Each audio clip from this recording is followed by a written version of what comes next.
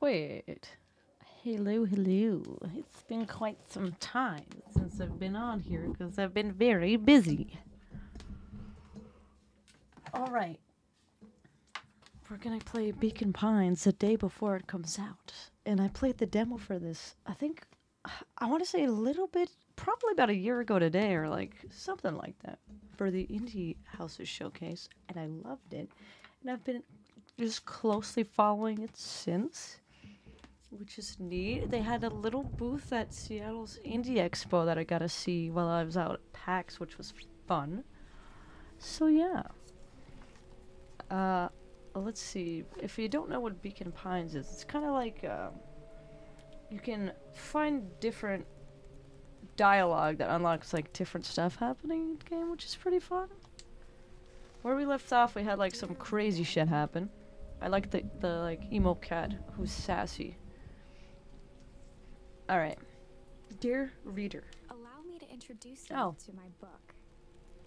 Though it might at first appear like many books you've come across, it is far from ordinary.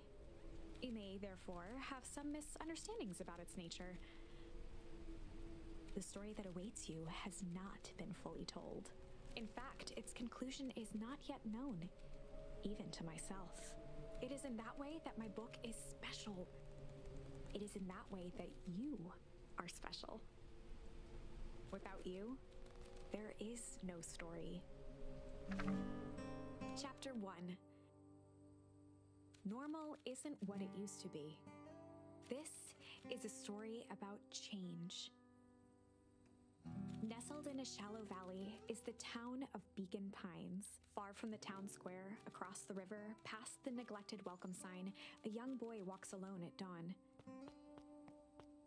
His name is Luca Van Horn, and like you, dear reader, he's here for a reason.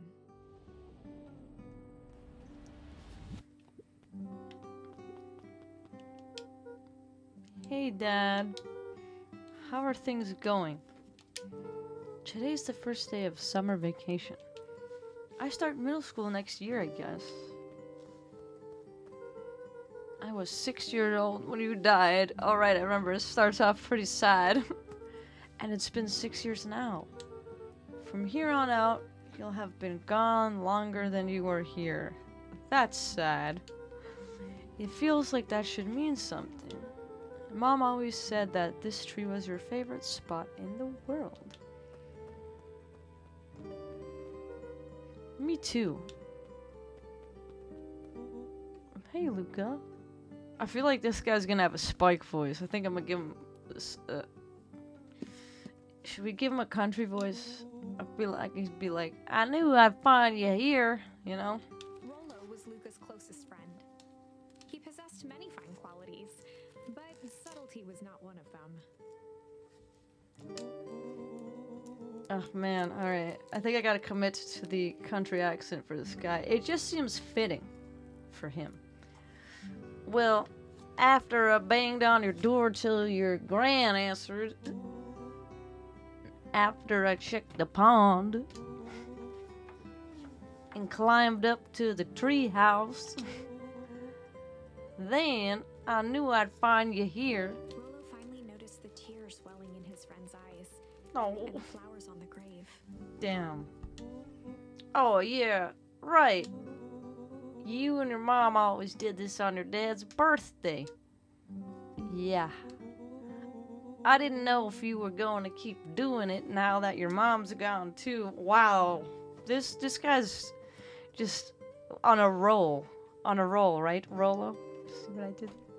She's not gone. She's just missing.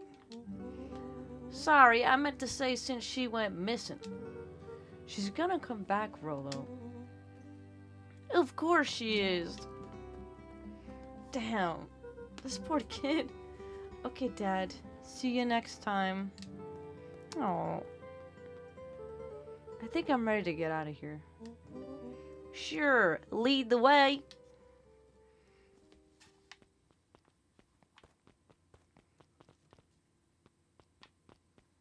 There are bullies, and I remember last time. Oh, tickle. careful. I had a good feeling about you from the moment you opened my book. That charm is a very special thing. Very special indeed. Keep hold of it for now. Its purpose will reveal itself soon enough. See, I already know because I played the demo. But it's, Oh, you can sneeze again? It's cute. Oh, yeah. I almost forgot. The whole reason I was looking for you, I was wondering if you'd ever get to that. I found the perfect way to start our summer. How's that? Rolo looked to the side suspiciously. Not here. They might be watching. They who? Shh. Not so loud. We need to do this in a secure location. Mission control. Alright, I just have to tell Gran and then we can head out. What are you gonna tell her? I don't know, I'll think of something. If it's all the same to you, I'll meet you at the welcome sign. Your Gran still kinda wigs me out. I don't do well with new people. Have you never met the grandma? She moved in like half a year ago. Just meet me at the sign when you're done. Suit yourself, I won't be long. Tell Gran before heading out with Rolo. Okay, let's do it.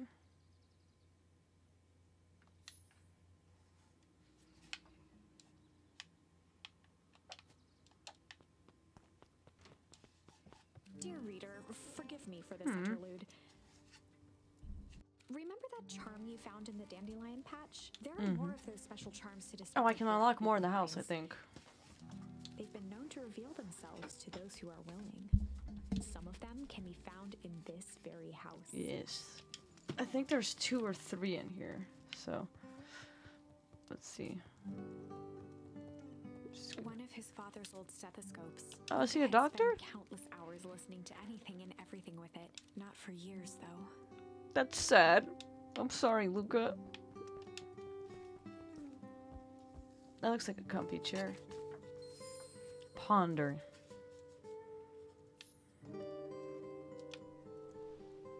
Schlumped. Okay. Gran had already lit the fire. She kept a warm house, as if by grandmotherly obligation. That's sweet. Since Gran had moved in, the house was more peaceful, more orderly, and more covered in flowery fabric. That's sweet.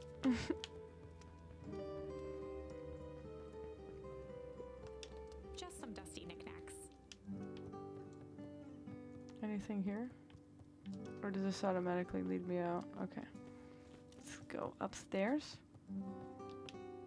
Oh, I jump. I can. Luca paused at his parents' bedroom door. Oh, that's sad. He just wasn't ready to go in yet. Dude, this kid's only 12. Gran had commandeered the upstairs closet when she moved in. Some things need shelter from a young boy's mischief, she said.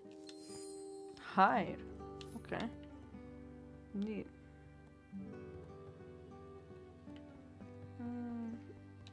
Luca tossed on his favorite old sweater. Ah, yes. Okay, I remember. I was like, I remember he had a sweater on, and I played the demo. First day of summer, a chill still hung in the air. Chill. Gran's moving in meant that most of Luca's things had been crammed in the corner. Luca was somewhat annoyed by the situation. Can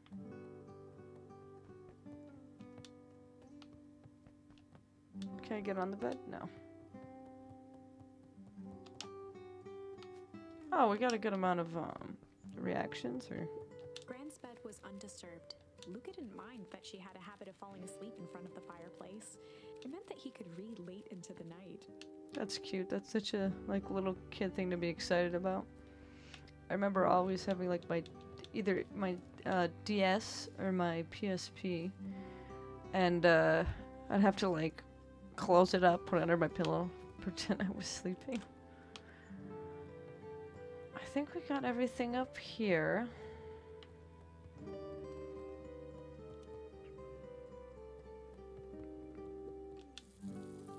Oh, okay.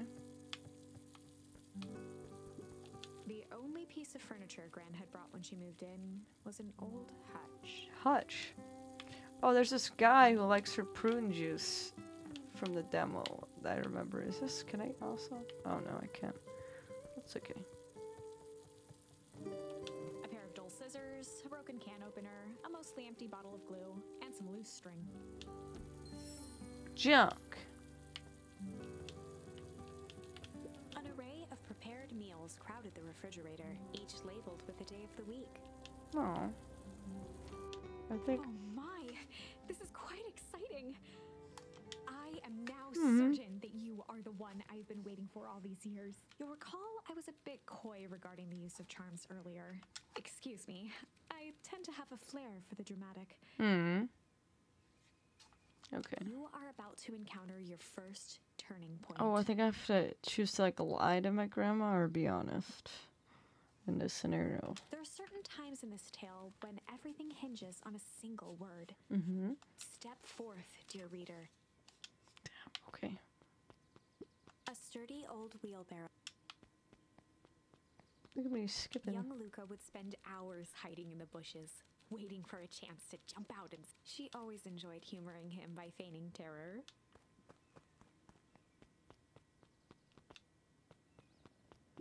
A beginner's guide to gardening laid open on the bench. I think I got all the reactions. So let's talk to Gran. Hey Gran, I'm gonna go hang with Rolo for the day. See you later. Hold up now. Where are you and Rolo headed exactly? Oh, nowhere special. The less Gran knew, the better for everyone involved. Oh, we're just gonna go ponder, hide, chill. Chill. We were just gonna go chill for the day. The best lies are built on truth. You boys are always in a hurry to do nothing. If we stick to what we're good at, well, make sure you are done chilling in time for supper. Easy. Impressive. You've managed to navigate your first turning point without too much of a mess. That is the power of charms. Nice. A single word can change everything. I think it's time to introduce you to the Chronicle. What? Oh, yeah, it's where they track all this The stuff. I think. Chronicle is a record of the decisions you've made. You can see the turning point, which has been revealed. At any time, you can use the Chronicle to go back and invoke different charms, creating new branches. That's cool. Luckily for us, this is the one and only turning point where the charms won't dramatically alter fate. Ooh, okay. It's the perfect opportunity to experiment with rewriting things. Let's do ponder. We were just gonna go ponder for the day.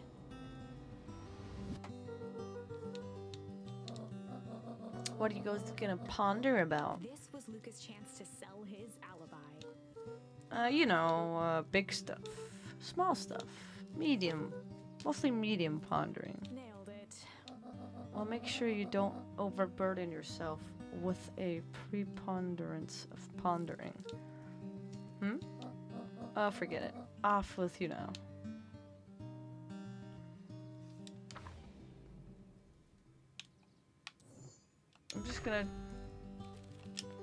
I'm gonna say all the options. We were just gonna go hide for the day. The narrator thinks that was the wrong option, I think. Traditionally, when one is trying to hide something, they avoid literally using the word hide. That's fair. I'm just trying all the options. I guess Rolo bet some other kids that we could beat him at hide and seek. Aren't you a little old for that? He's 12. He's got no parents. Let him do what he wants. It's not like there's much else to do around here. Well, make sure you boys are done playing your little game in time for supper. All's well that ends well.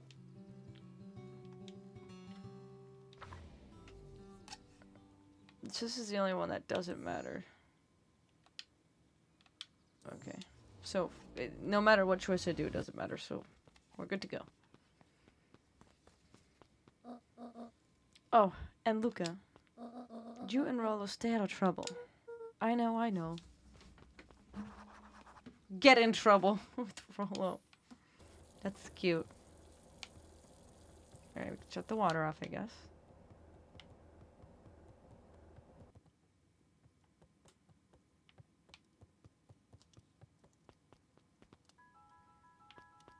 Which way do we go? Come on! Woo! Dang it, Rollo. The road leading to Beacon Pines was long and a sort of natural barrier for the impatient. Damn, she called me impatient, alright. You know the drill. Don't let anyone discover our secret path. Look at him trying to be nonchalant. Chapter 2. Welcome to Beacon Pines. For many years, this valley had been a small mining outpost. Uh-oh. It wasn't until Sharper Valentine built his Nothing good ever happens when something was involved with mining. Over the next 30 years, the town had grown and prospered until the foul harvest and his sudden death. Shit. Huh. I feel like the fertilizer company is a bit sus. In the 6 years since, everyone was simply trying to get by. Huh, that's also the time that his dad died, so maybe his dad was gonna reveal something. I don't know.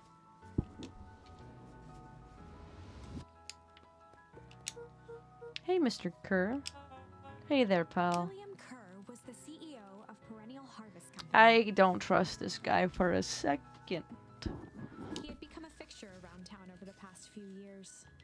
After the failing of Valentine fertilizer, the town was hungry to welcome a new source of employment.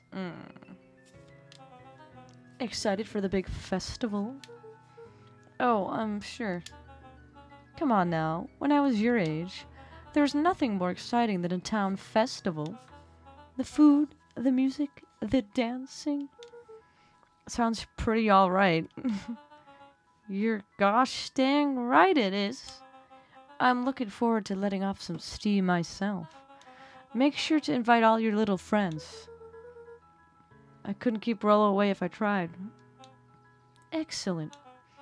Sorry, Luca. I've got to get back to the proverbial grindstone. Our harvest awaits and all that. Ho ho. The left side's a little low. Sorry, Mr. Van Horn. Can't talk now. Very busy with preparations. Augustus Valentine was not busy. Oh, sorry, Gus. How many times do I... It's Mayor Val... Ugh. Flustered, Gus instinctively loosened his tie. Keep up the good work. I must briefly attend to a concerned citizen.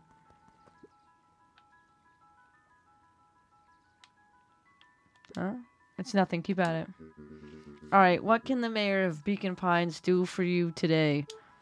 Oh, I'm just saying hi, I guess. Well, good day to you too, young Mr. Van Horn. The adults here are kind of mean.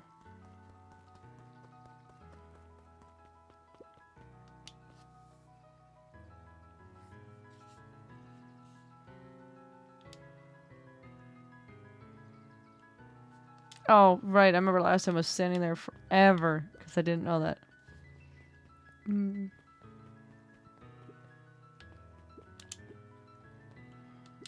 Hey, Mr. Sinclair. Mr. Sinclair continued snoring and lifted one eyelid just enough to see who it was.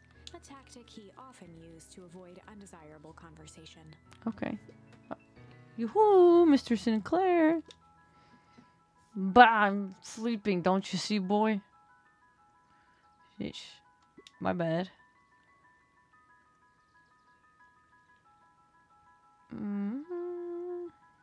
How's the napping today? Crummy as always. Used to have a perfectly nice view from here. Till Perennial Harvest put that monstrosity of a building in the way. It does look very out of place. I do have to say it looks a bit suspicious. I wonder if they are bad. Why don't you just move your chair a bit? Why should I be the one that moves? If it's a showdown they want, I ain't gonna be the one who blinks. That's fair. I respect that, you know? You gotta respect that. Okay. Let's see. Let's talk to this rhinoceros? I guess not. Come on, Andy. Grab his wallet. I'm sorry, Iggy. I can't do it or we pound you.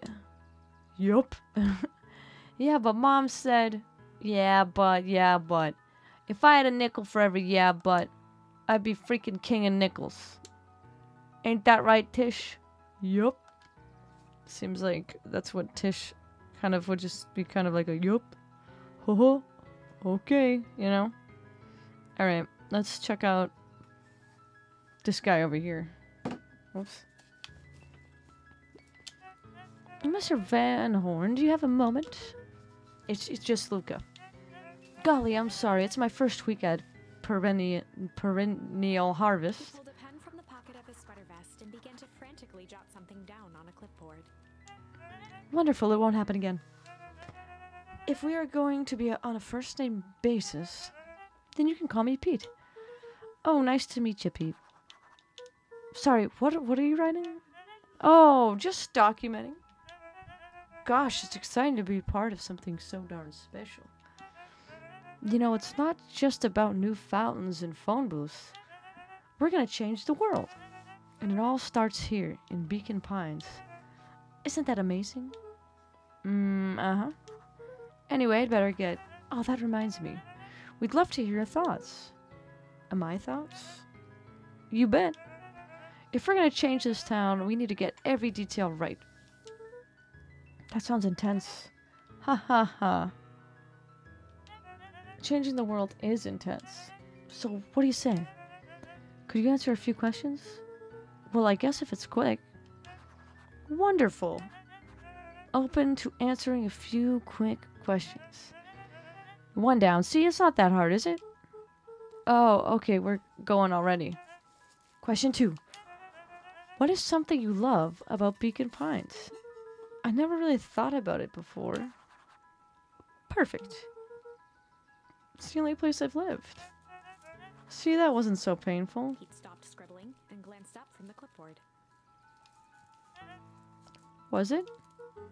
I guess not. Huzzah! Our first 3 questions answered in record time. Are you literally writing down everything? Thank you so much for your time. I need to process these answers. We can save the rest of your thoughts for later. Okay. Our harvest awaits. Damn, so I can't even... Alright. Okay.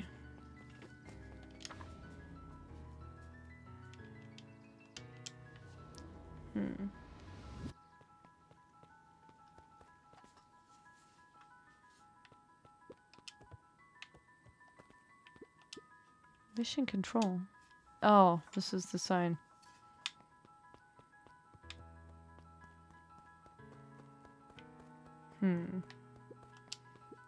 Hey, Jetson. Is the line playing any tunes today? No bites this morning, I'm afraid. Come to think of it, I can't remember the last time I reeled one in. But hey, it was never about the catch. This is where I come to think.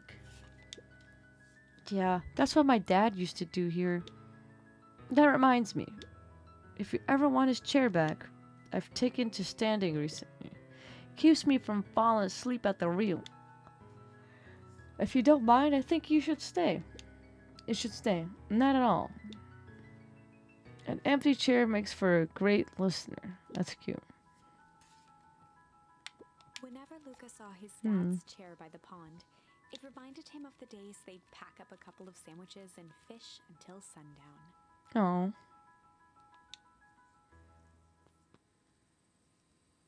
Oh, it's a memory. Luca opened the tackle box and picked the perfect bait. Luca gently baited a feather onto the hook. Good for skimming the surface.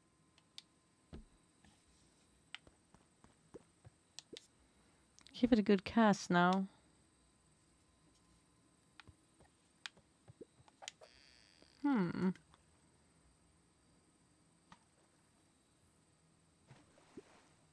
You'll have to reel it in a bit faster. Oh. So okay. Luca gently baited for skimming the surface. Okay, let's try this.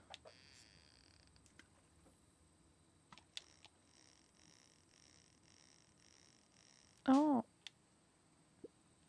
Easy there, Buckaroo. You don't know your own strength. Luca tied a shoe. What fish could resist a nice Okay, let's try it this way.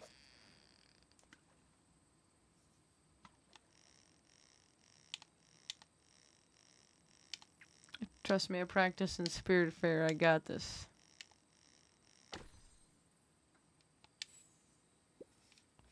Where do you think the other one is? Hard to say. Sometimes things drift away.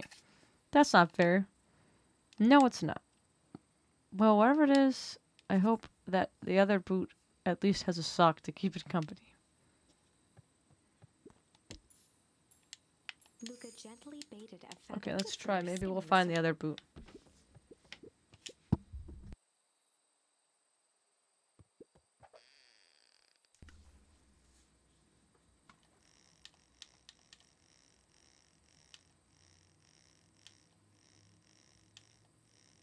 Gotta be patient with it. Rubber ducky.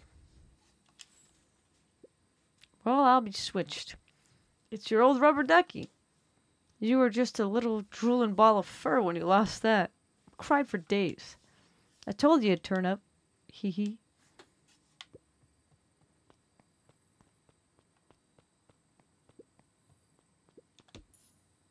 Luca tied a shoestring. What fish could resist it? Okay, should I try more? Or I guess I can.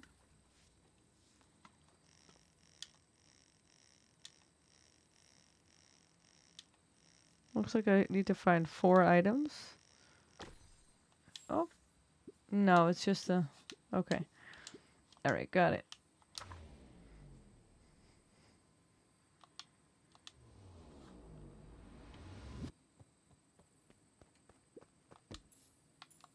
Alright.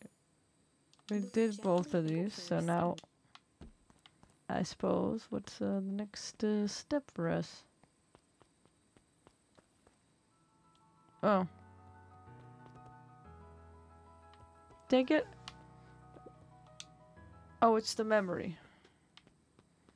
That's cute. I wonder if there's like memories throughout the game that help us remember our dad saying stuff, you know? The boys had a good thing going. As long as they kept old Jeff happy, they had an endless source of precious materials to add. Precious materials.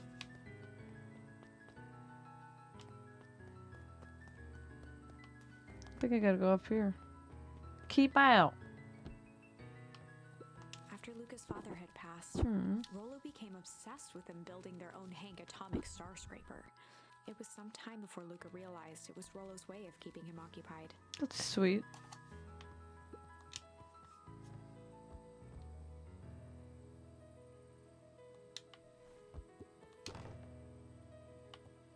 On certain nights, when the clouds were just right, the boys could tune into strange patterns of static. Oh.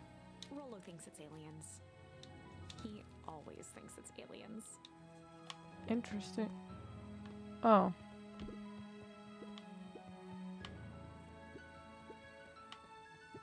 Luca's winter coat decommissioned for the summer. Hmm. With the cold holding out longer than usual, he reconsidered its usefulness. Okay. What's this top secret plan to start our summer? So you know the abandoned warehouse by my place? The old Valentine building? Yeah, well, it isn't abandoned. What makes you think that?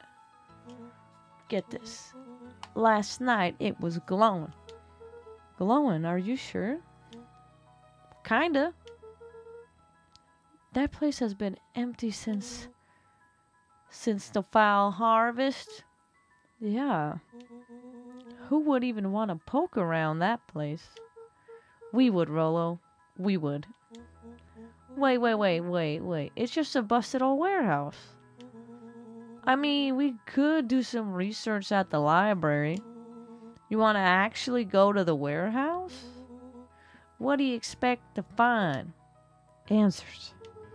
My mom's out there somewhere, and it seems like everyone wants to pretend she's gone for good. You don't have to come, Rolo, if you don't want to. Luca, remember that time I sort of accidentally burned down the chicken coop? And you jumped in and said it was your fault before my pa throttled me? This is a flaming chicken coop sort of deal. I got your back. Thanks, Rolo. Now that I think about it, poking around a decrepit fertilizer warehouse is exactly how I want to spend the first day of summer. Let's go. Okay, this way?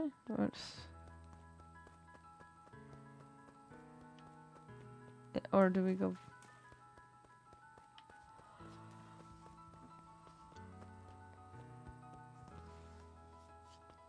Where are we going?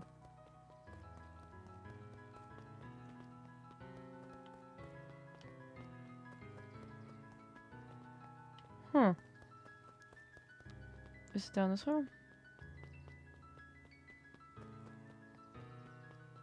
I think it's up here.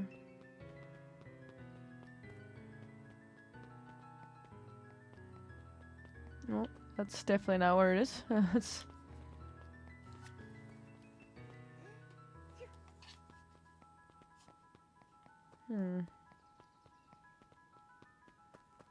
Did I, like, miss a cue from this guy?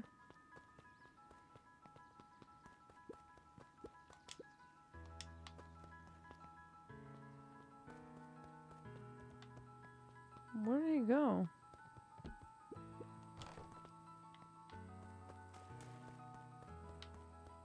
so lost. Forgot how I got there last time, to be honest. Luca looked up at the satellite dish. Rolo nearly killed himself putting that up into the tree. Cool. Oh. While it didn't turn the radio into an interstellar communicator, as he'd hoped, it did at least boost the signal enough to overhear truckers one town over. Okay. I guess it's good I came back here. This is just a chill.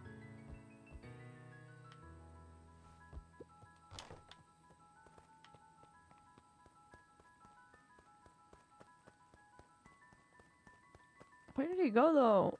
Where did Rolo?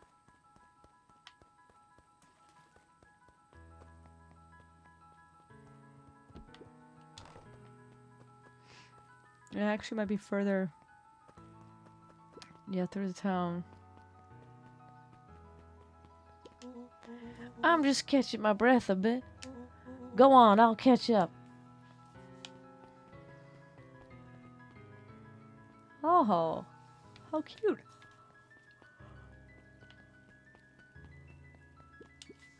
Hey, Miss Nelson. Morning, Luca. Any big plans for the summer? Not really. Heard anything about the old fertilizer warehouse? Any strange happenings? Can't say I have. Either way, a dusty old warehouse is no place for a young boy. You be safe now.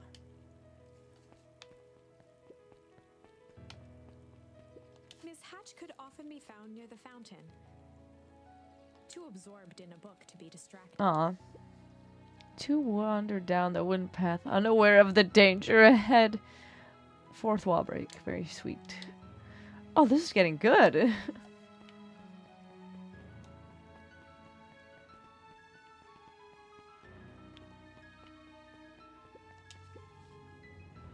Piper? Oh, hey, Luca. What's up? You know it's summer break, right? Yeah, of course. And it's like the morning. Correct. And you're studying? Like they say, the early bird gets the proper education required for a successful and fulfilling career later in life. Mm-hmm. Hey, Zariel. Hiya, Luca. Could you please tell this lazy butt to help out in the cafe? Zariel? Lumi Zariel, would you like... Luca, let me give you a little gem of advice. If you never do what you don't love, then you'll never work a day in your life. Wow. You're really setting the kids up for success. That's funny. Can I go in here? No. I thought she was being sassy the way she said that, so I read it in a real bitchy tone. This is the guy who likes my grandma. The beacon. Hey, Mr. Wilder. Morning, Luca. What's the day have in store for you? I was wondering if you heard any news about... News? The Beacon knows the news that needs knowing.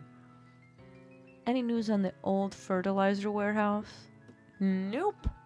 Oh. Rollo thought he saw some lights there last night.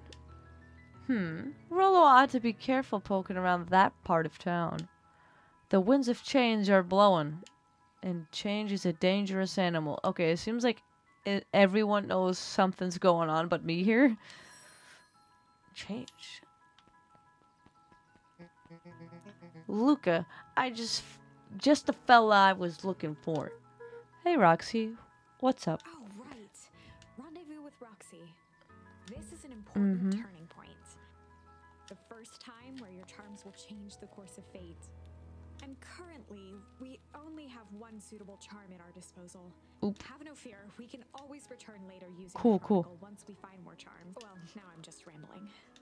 Where were we? Okay. Have you seen my blockhead brother today?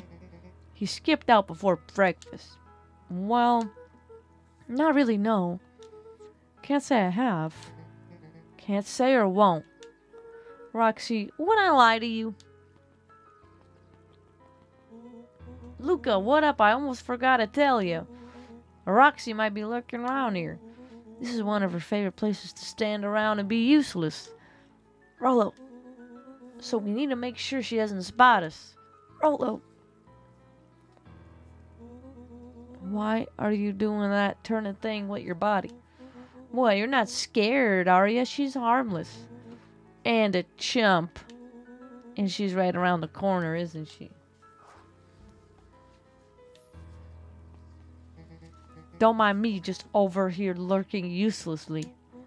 Oh, hey, sis. Nice weather we're having, eh? I couldn't help but notice you snuck out this morning before breakfast. Wasn't hungry. Also, you couldn't help but notice your morning chores were left unchored. Roxy, I'm gonna level with you. I'm sick and tired of digging up carrots. We gotta pick all the slack since the foul harvest. Almost every carrot I dig up is rotten. And the rest look like they were hit with Hank Atomic Shrinko Ray. All the more reason to keep on digging. There's gotta be more to life than puny carrots. Look, Roxy, Luca and I have places to be, so if you don't mind... Oh, I do mind. I'm gonna catch hell again because of... I'm not gonna catch hell again because of you. So either you march yourself home and harvest those carrots, or I'll haul you home myself. Rollo froze as Roxy took a step toward him, cracking her knuckles.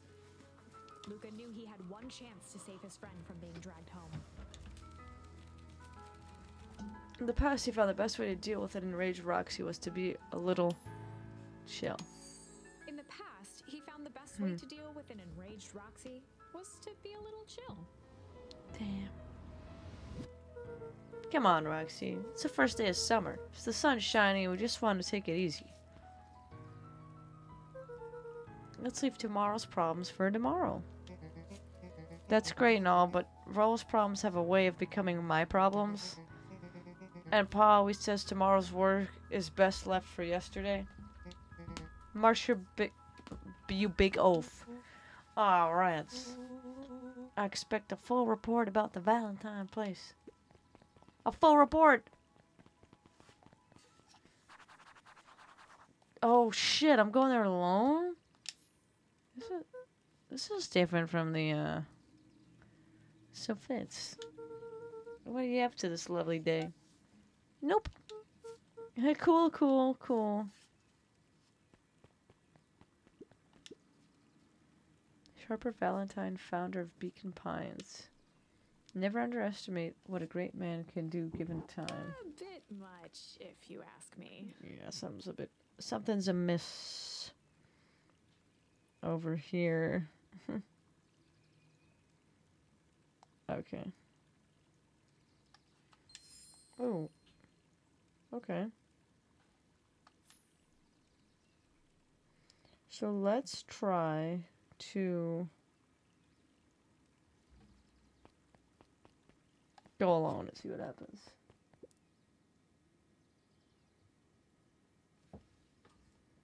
Hey, Solomon? Apologies, no time for chit-chat. Okay. Yeah. Alright. Keep on moving. Jeff's hardware closed down about a year ago. The effects of the foul harvest stretched wide. What happened at the fall When harvest? there are no crops in the field. Oh. Tractors don't need fixing. Damn. That's sad. Lucan knew that if he gave up now, Looks like the library hasn't opened yet. I'll check back later. Also, the guy likes my grandma, I think. Luca, my boy, hold up a tick. Hey, Mr. Nuncreed, I was just on my way to... I just sold the last jar of your grandmother's preserves. Can't stock the shelves fast enough, turns out. Hey, that's great, but I guess Juniper will just have to swing by with more of her lovely jam. Mm-hmm. Well, don't let this old man slow you down. You just remind her that she still owes me that dance. a promise Gran regretted the second it was made. Will do. She's a fine woman, that Juniper. Yeah, she's pretty cool, I guess. A real fine woman. I gotta go. Sweeter than any jam on earth. Okay, buddy. Relax, that's my fucking grandma. Let's tone it down a bit. The phone booth was brand new. Part of Perennial Harvest's Beacon Pines Reborn initiative. Perennial Harvest seems like gentrifying, but also like destroying the community, like in the soil on purpose or something. I don't know, something sketchy about them. Didn't see much use. They're definitely sketch. Oh, hey Luca. Hey Joey. How's the bug hunt going? Not great. Bugs have been shy this week. Bugs get shy? Oh sure, bugs aren't that different from people. Sometimes they want to just be left alone. If you're going into Weep Wood, just be careful where you step.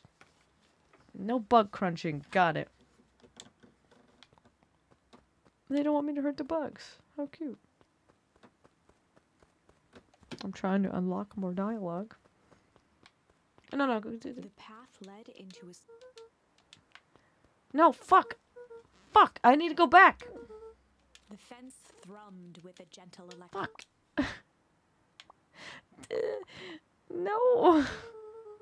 Luca often asked himself what Rollo would do, so that he could rule No. out that option. I'm definitely not touching that thing. Luca knew Fuck. if he gave up now, No. he'd never I hear the end missed. of it from I Rollo. missed something I could have got. No. I'm never. Oh, can I go back? I'm gonna try it. I'm sorry, y'all. I didn't want to miss out on, you know. Okay. I feel like it's gonna load me back at the same place. The path led into a small hollow. The fence thrummed with it. Luca often asked himself so that he could roll. Damn. No. Luca knew that if he gave up. No. No. I hope I can go back.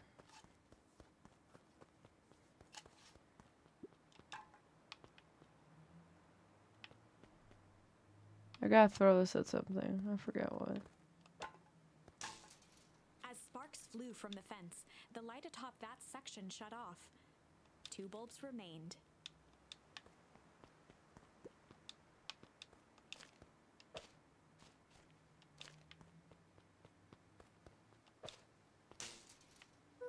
One more to go. Oh, cool. The fence's buzzing gave way to silence. Oh, shit. Every kid in town knew the old Valentine fertilizer building. Looks sketch. Long abandoned, the warehouse once served as the industrial heart of Beacon Pines. Now, it stood only as a reminder of things left behind. The dormant building showed strange signs of life. Ooh. Okay, so Rollo wasn't exaggerating for once. What's going on here? There's only one way to find out.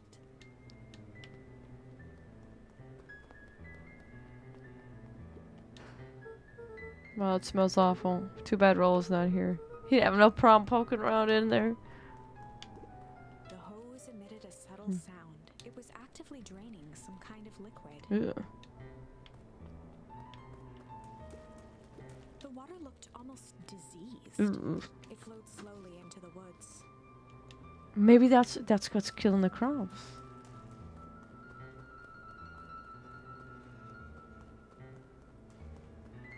This little piano music right here is 10 out of 10.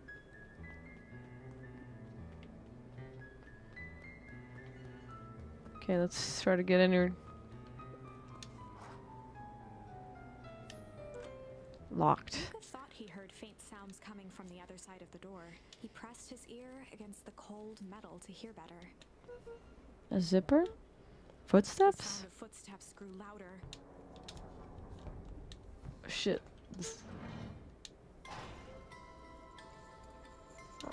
Shit.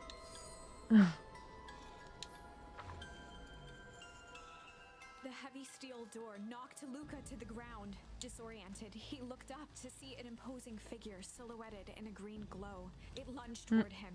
He tried to scramble away, but felt a gloved hand latch onto his ankle. Luca watched his fingernails leave trails in the dirt as the hand slowly dragged him back through the door, into the lab, into the green light. This is a story about change.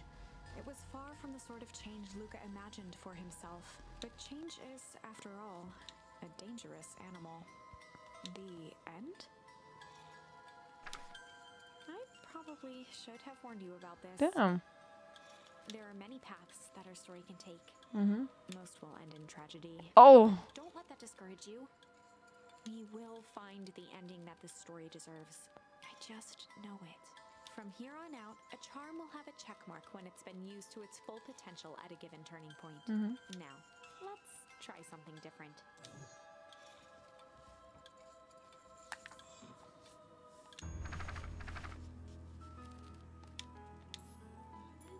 Shit. In the past, he found the best way to deal with an enraged Roxy was to be a little shit.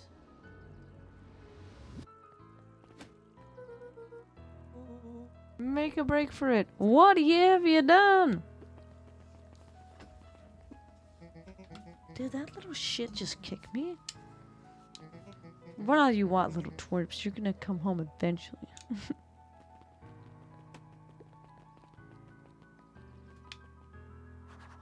Investigate? Okay. Sorry about that.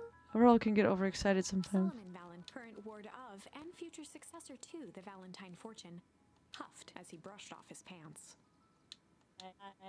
A town of complete and utter fools. One wonders if it's worth taking anything seriously here. Either way, I'm really sorry. No matter, how are you doing? Me? Yes, with all the business about your mother and whatnot. Oh, I'm getting by. Still no word from her at all? No. That is truly a shame. Shame. Your grandmother has taken residence to keep a house? Yeah. How is that going? We mostly stay out of each other's way. You make it sound like she's rarely at home. It's not like that. She just has a lot to do. Mm-hmm. She's still setting in and trying to figure out how to make ends meet.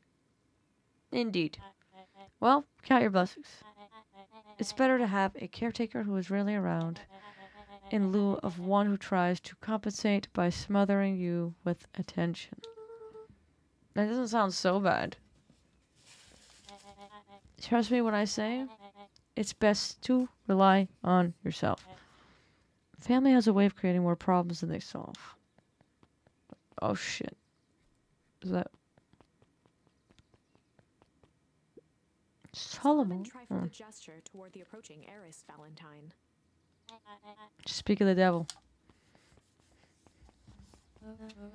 Do not wander off like that. I'm much too busy to be looking all over for you. Apologies, Highress. I was just taking a stroll through town. Strolls are for commoners. You're a Valentine now. I want you to be present for the construction of the History Museum. The future of this town relies on its ability to remember our family's great past. Of course. Damn. That seems annoying as shit.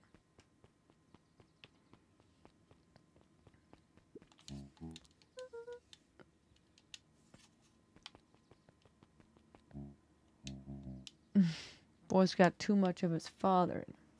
No, no, no! Fuck! I win. Little help? I am the champion. We're racing? Did that road get longer? Like anything ever changes around here. It seemed longer. You're just lightheaded from the run. You really need to pace yourself better next time. Not sure why I would take advice for second place. Has that sign always been there? Wait, what? Caution, electrified fence? No, that's definitely new. Creepy. How are we gonna get around an electric fence? Don't worry, I've got this. Why did you do that? Pa always said you can figure out what the plan was when you're done. Great, what now? Well, I did my part and established that touching the fence is bad. I'm sure you can handle it from here. I'll supervise. From a safe distance. Fuck.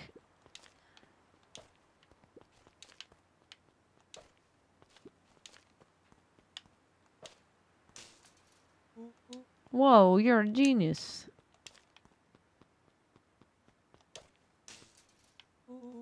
I think that did it. Luca, you never fail to impress. Wait, I lost his accent. As the glowing windows of the old warehouse came into view, Rollo began to bounce excitedly. I've seen this part. Good thing 2 ace detectives are on the case. This is bizarre. Oh, this is awesome. I keep mixing up their accents. Ooh, that's no good. Rumble. Did you feel that? What? The excitement in the air? You bet your butt I did. Check out this puddle. Oh, that's not normal. And this hose.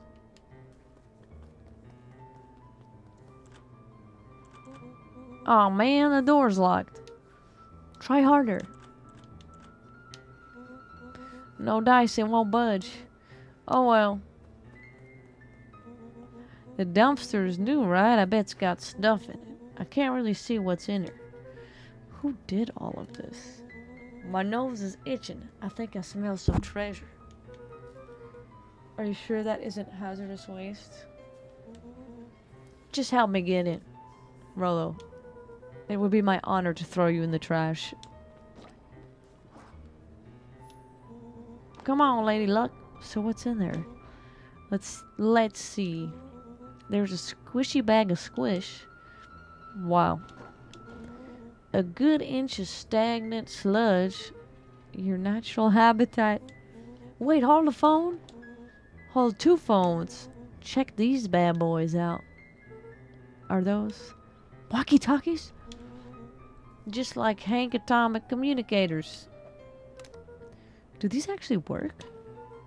Ground command, Hank Atomic. Hank, do you read me? This is Hank Atomic, ground command. You're coming in 5 by 5. How are your vital readout sync? It's getting a little stuffy in here. Requesting assistance for evac. Help is on the way.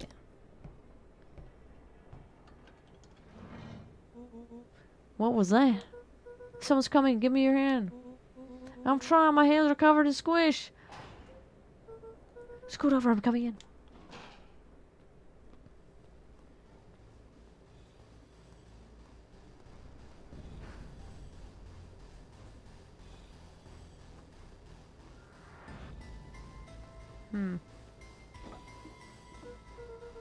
Tell me you saw that. Dude, I don't know what I saw. He's coming back. Get down. That's for sure a body.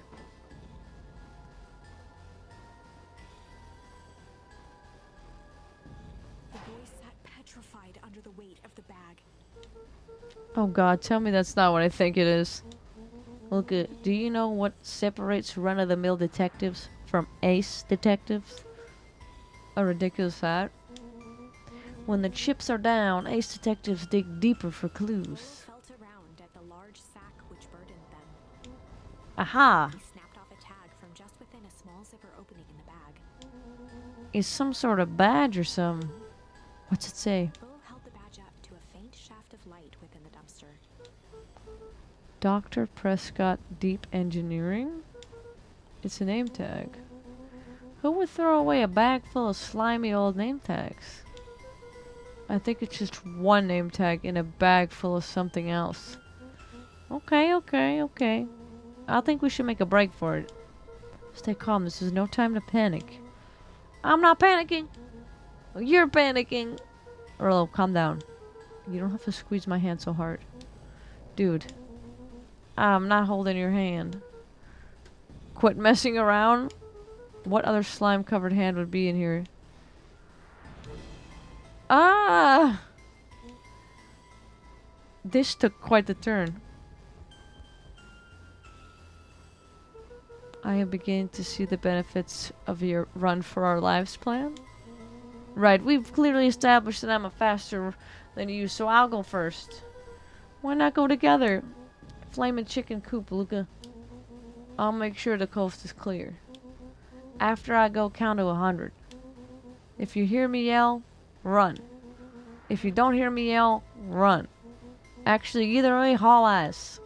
Rolo, I'll give you credit. You sure found an eventful way to start off our summer. It's what I do. Well, here goes nothing. Lucas sat Damn. in the dark, tracking the sound of Rolo's footsteps as he ran. 1, 2, 3. He pressed his ear to the dumpster wall, straining to hear Rolo's footsteps as they faded away. 15, 16, 17. He tried not to think about the contents of the dumpster as he counted. 35, 36, 37. The thick stench made it hard to breathe. Screw it, that's long enough. Luca carefully lifted the lid and peered out. Nothing. No sign of Rolo. No sign of the man in the yellow suit. Time to haul ass. Luca clambered from the dumpster, stumbling to his knees. Damn. He was up like a shot and running, sprinting toward home as fast as he could. Beacon Pines flew by, blurred by the tears that welled up in his eyes. He wouldn't remember getting home at all that night. Throwing his front door open, storming up the stairs to his room and surrendering to sleep almost as abruptly as he hit his pillow. Chapter 3. Finding a friend. The next morning, it was quieter than usual at the breakfast table. Only the sound of silverware and chewing interrupted the awkward silence. I just finished jarring a mess of jam last night. So that'll need to get delivered into town today. Okay. So what did you and Rollo get up to yesterday? Oh, it's nothing interesting.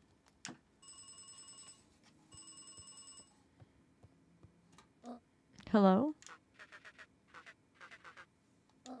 Calm down. No, of course it was the right thing to do. Start gathering folks, I'll be right there. Are you sure there isn't something you want to tell me about yesterday? Anything I want to tell you? Not really, we just sort of ran around a bit. Rand's brow furrowed. She let out a long sigh. Her voice was quiet and even. I have to go take care of something. You are to stay in this house for the day. Under no circumstances are you to leave. What?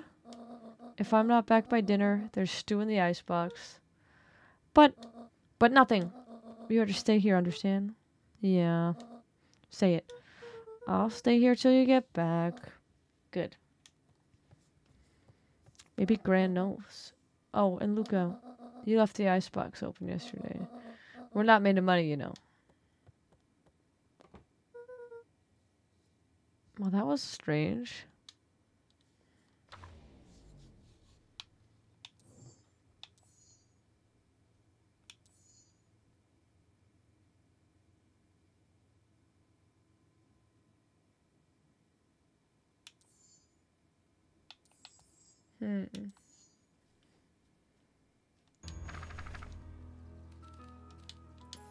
I'm gonna try chill, and then see if I unlock anything that I missed. Roxy was to be a little chill.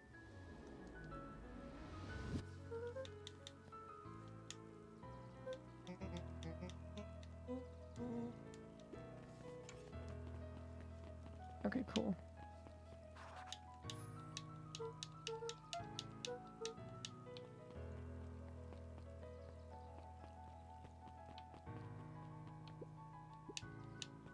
Let's see.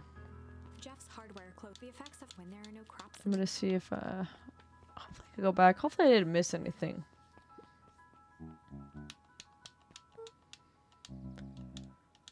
Yes. A promise.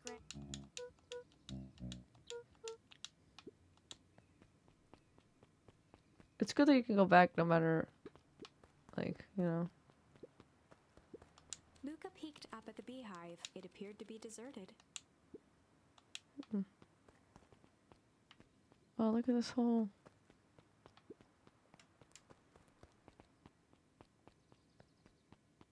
area. The Valentine Mansion loomed over every other building in town. Look at this, they're rich as fuck. Both figuratively and literally.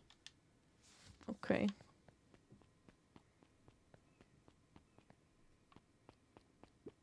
After the foul harvest destroyed their wealth and reputation, the Valentines shuttered off their estate from the rest of town. Okay. Wait, what?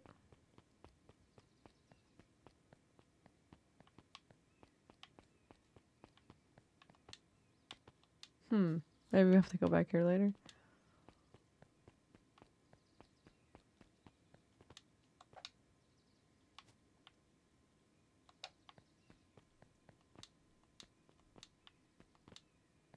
So I didn't miss any dialogue stuff.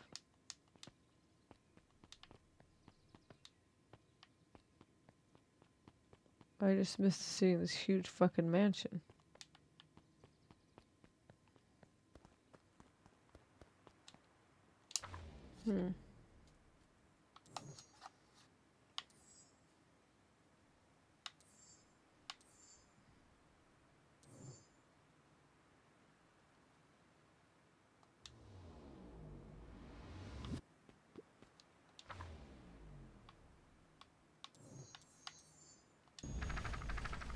I think it's only changed. story about change. Damn. It was far, but change indeed. I probably there are many most will end in we will. We'll just do this the correct way now. Let's try something.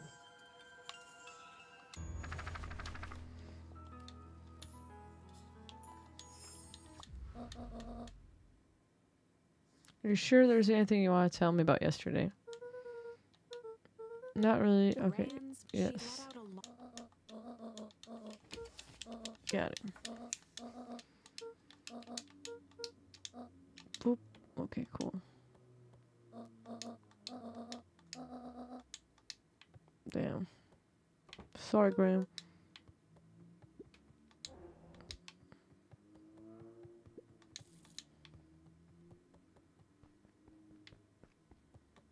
Maybe I can go in the garden.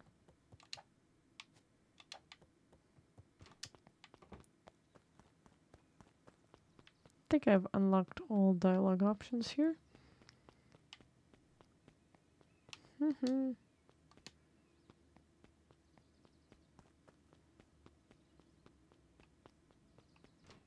Let's go upstairs. A faint electronic sound floated in the air. Is that coming from upstairs? Shit.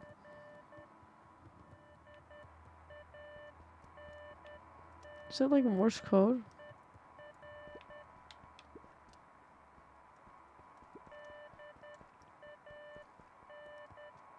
Sounds like Morse code.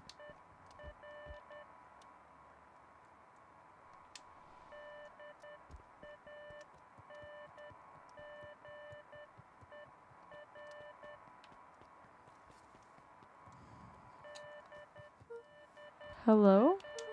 Is anyone there?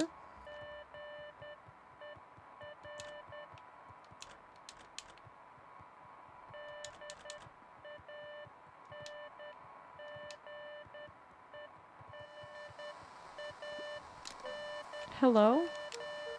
Morello, is that you?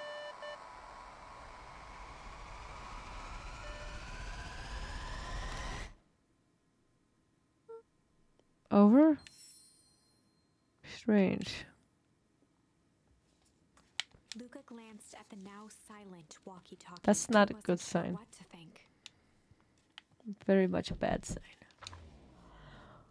Very much a bad sign.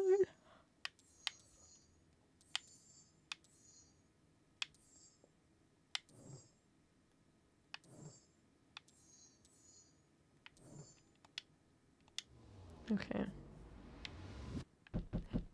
Oh shit, someone's at the door.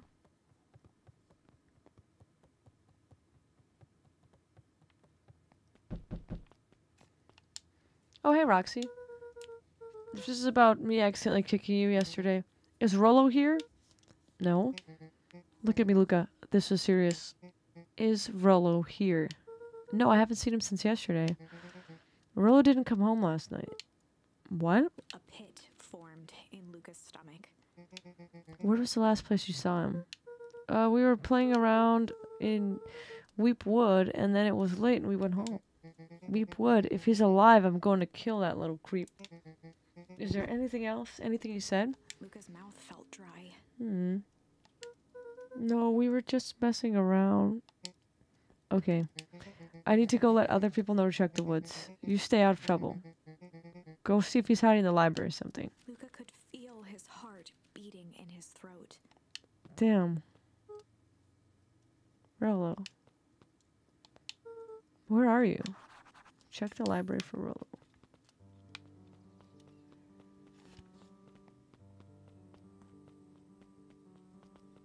Oh, wrong way.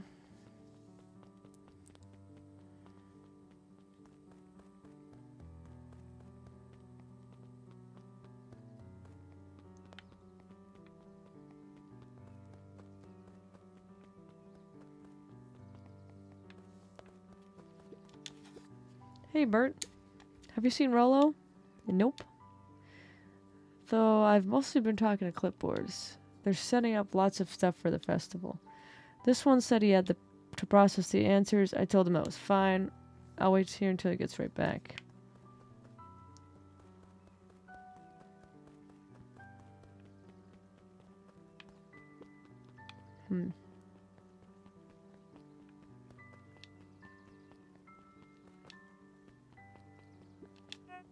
Howdy, Luca.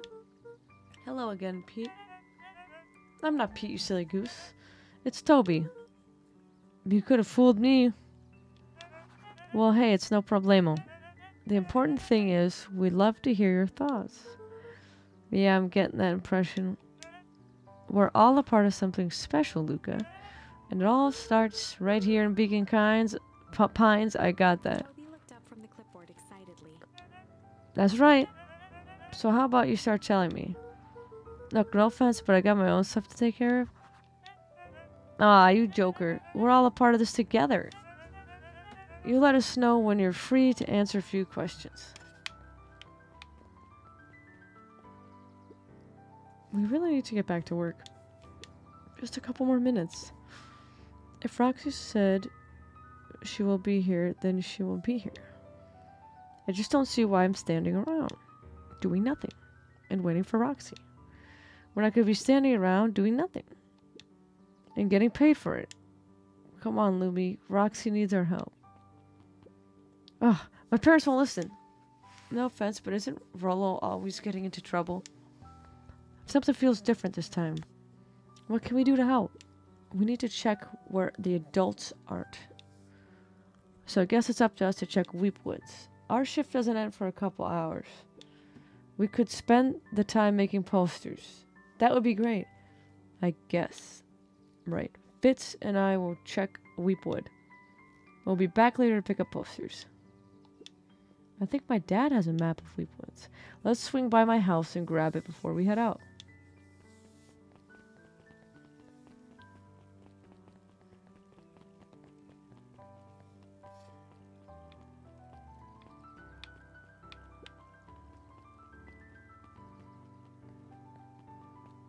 Alright, let's see all the options we got.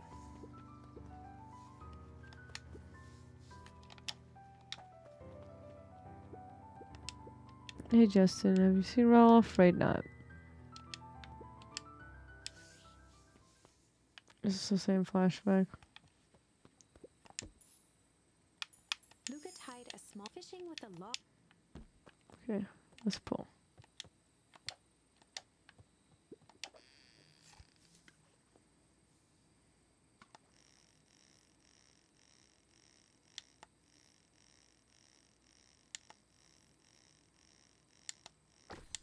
We got a key. Where do you think the lock for this key is? Now, why would we want to find that? Because we would know the secret. God, that's no fun. The second we know what it unlocks, it just becomes a boring old key. Right now, this key could unlock anything. Cool. Maybe I need to... I had a feeling there'd be 4 things we need to put there.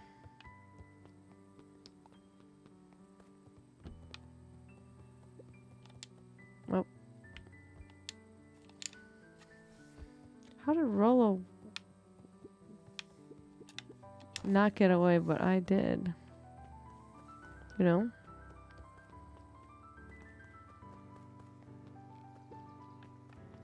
I like how my grandma said you gotta stay here all day, and I'm like, no, I think I'll just wander the entire Beacon Pines. What's this about a missing child? I must stress that the situation is completely under control. It just all seems so terrible. And you're sure there's nothing we can do to help? Nonsense. Young Mr. Cotter will turn up safe and sound, I am certain. You can just focus on settling in. I trust my sister has supplied you with suitable lodging?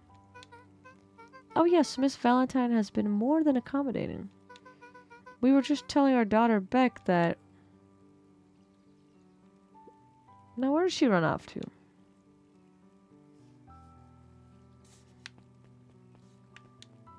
Getting ready for a nice 4th wall break over here.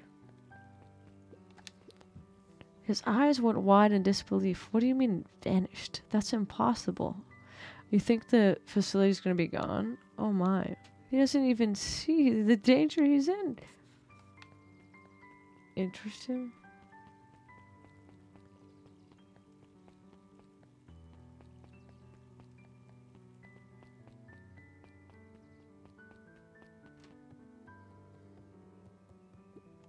rarely any actual new additions. Simply a variety of existing content rotated into Aww. display each week. Not fooling anyone. Oh, the cobs I've eaten. A salad-centric travel guide for the mildly adventurous. That's cute. Yuck. Sally Seashore's simple succulent sundries. Luca brushed off a smudge of dust. Or maybe it was flour. 30 recipes so easy you'll doubt it's even edible. Ooh, we got a new thingy. A peek behind the curtain. The methods and ruminations of Patrick C. Montesquieu. One of the greatest acting minds of our time. By Patrick C. Montesquieu.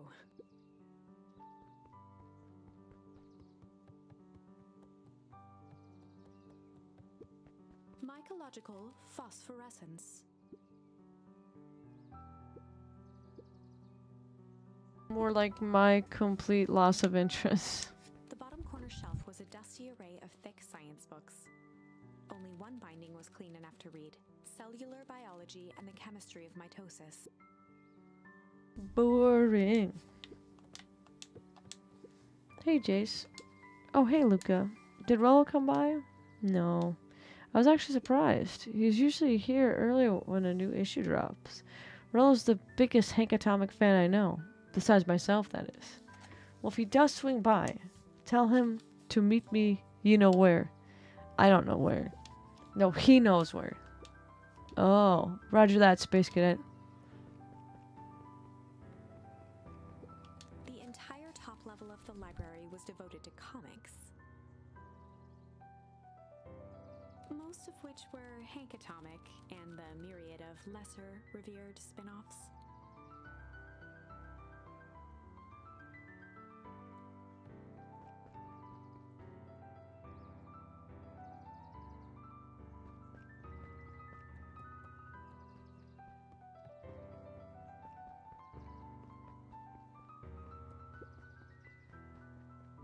Kato volunteered at the library during the summers. He wasn't very social, so he'd dedicate each summer to becoming an expert in a single subject, making him a reliable source of very particular knowledge. If you were to ask Kato something he didn't know, he'd escape into the dusty old bookshelves and return with just the right thing. Hey, Kato. Kato was lost in his reading. Luca crooked his neck to see the title, Introduction to Melitology.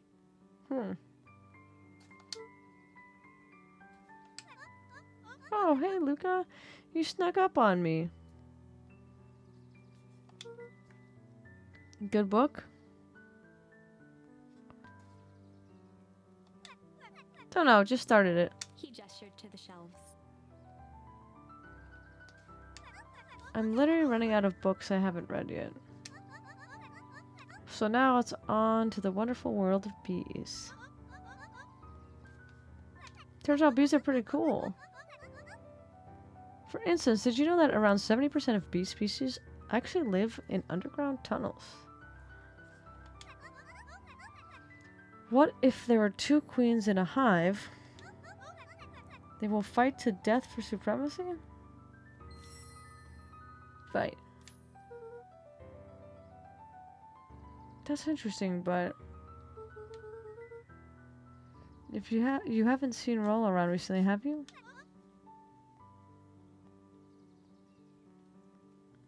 Not since yesterday. Keep an eye out for him, okay? Sure thing. If I see him, you'll be the first to know. That was cute. Very clever. Right, we checked the library. What sort of monster puts candy behind a locked door? Oh yeah, Mr. Nuncreed works weird hours sometimes. Of course he does. How about you? When do I work? No, what's your name? Luca Van Horn. You new here? Yep, not by choice. Family moved often, giving her little time to establish any real connections. She would tell you she prefers it that way. I'm looking for my friend Rollo. He didn't come home last night. So he's missing? I guess so. Like missing? Does that sort of thing happen a lot around here? Luca shifted his feet uncomfortably. Well, that sucks. Yeah. So I should probably get going. Hey, wait up. What? Beck pulled a coin from her pocket. I'm coming with you. What? So says the unlucky penny. Unlucky? Yep, well technically it landed on heads. Leave this kid to find his friend alone. But I always do the opposite. Oh, that's kind of like me and Rollo. I guess Rollo is my unlucky penny. That settles it. A person should never be without their unlucky penny. Let's go find him. The name's Beck. Pleasure to meet you, Beck. I suppose I could use some help. Try to keep up. I liked Beck in the demo. They were cool. Joey, have you seen Rollo around? No, sorry, Luca. I've had my eyes in the dirt looking for beetles. Can't seem to find any. He never came home last night. Do you think it's because it's been colder than normal? Or are we still on the bug thing? I don't see why that would have anything to do with Rollo. No, the beetles. Do you think the temperature confused their circadian rhythm or something? Who's to say? I'm no beetologist. Just keep an eye out for him, would you? Of course. Let's see if, The Valentine Mansion loomed over every other building in town. Both figuratively and literally.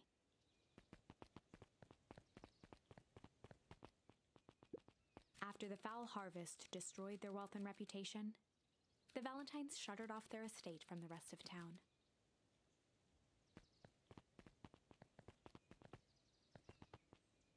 Alright, I'm betting those items we can use when we go fishing will help us somehow. Like that key.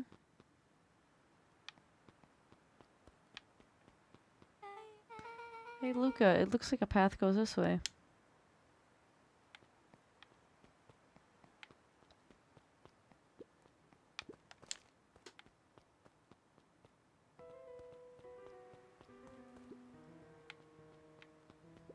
Luca felt a chill as he approached Beck. Her eyes were locked on the strange green liquid.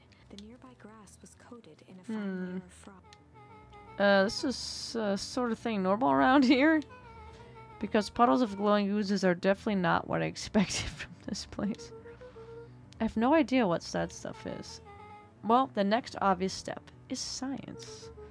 And what does science suggest? Poke it with a stick. Luca watched as Beck dipped a broken tree branch into the goo. Beck's eyes widened as flowers grew from the dead wood. Huh. First small buds, which quickly bloomed into vibrant petals. Okay. What the? Cool. As quickly as they had grown, the flowers began to shrivel and turn gray. Ooh. Beck dropped the stick with a grunt of disgust. Okay. So the science tells us the skunk is weird as hell. Yeah, it seems dangerous. Hey Tish, look what the cat dragged in. Yup. I don't have time for this now, Iggy. Aw, don't say things like that. It hurts Tish's feelings. Ain't that right, Tish? Yup. She looks fine to me. Why, hello. I don't think we've properly been introduced. Iggy's the name. This is my compatriot, Tish. Yup. You've probably heard of us. Can't say I have. I'll forgive you just this once on account of you being new around here. Why would you hang out with this dud? Oh, he seems pretty alright. Iggy, why do you have to be so... you? Has he ever told you that his parents skipped out on him? Shut up. It's true, they got tired of having such a pathetic kid and left him. Iggy, I'm only gonna say this one time. Don't talk about my family. Ha ha ha, well look who's grown a backbone now that a girl's around. First his pops croaked, then his mom finally couldn't take it anymore and bounced. Iggy took a step towards Luca, his sneer lit by the glowing puddle. Beck could see tears welling in Luca's eyes, his fists clenched. Some things about Beacon Pines were very different from the city, but a bully from a hayseed town is really no different from a city bully. Beck took a deep breath and thought.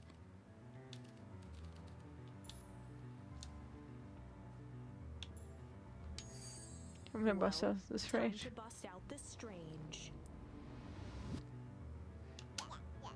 Alright, Luca, looks like you need a little mud bath.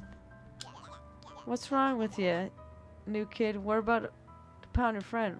Beck stared in silence, the only sign of life being the twitch of an eye. It's weird when people don't talk. Yup. Stop being a weirdo. Hello? Are you some kind of wackadoo? Makes sense, wackadoos travel in packs, eh, dud? At the sight of Iggy taunting Beck, something in Luca snapped. Iggy's smirk shifted to a look of shock as Luca launched himself into his stomach. Iggy's clothes were drenched in the glowing ooze. You jerk, my clothes are ruined. I'm gonna... His voice began to slur as he struggled to get up. Struggle. Don't feel so good. Huh? I'm sorry, I just... Oh, shit.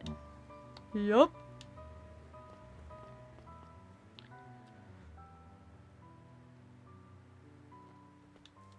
Hell yeah. Fuck that guy. That was intense. I think he's gonna be okay, right? Nothing about this seems okay. At the warehouse, this strange ooze and what it did to Iggy. Was Rollo caught up in all of this? We have to find Rollo. You took the words right out of my mouth.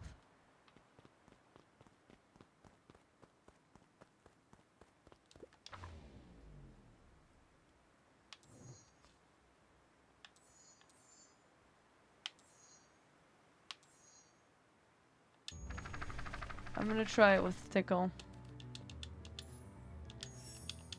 Well, time to bust See what out happens. the tickles.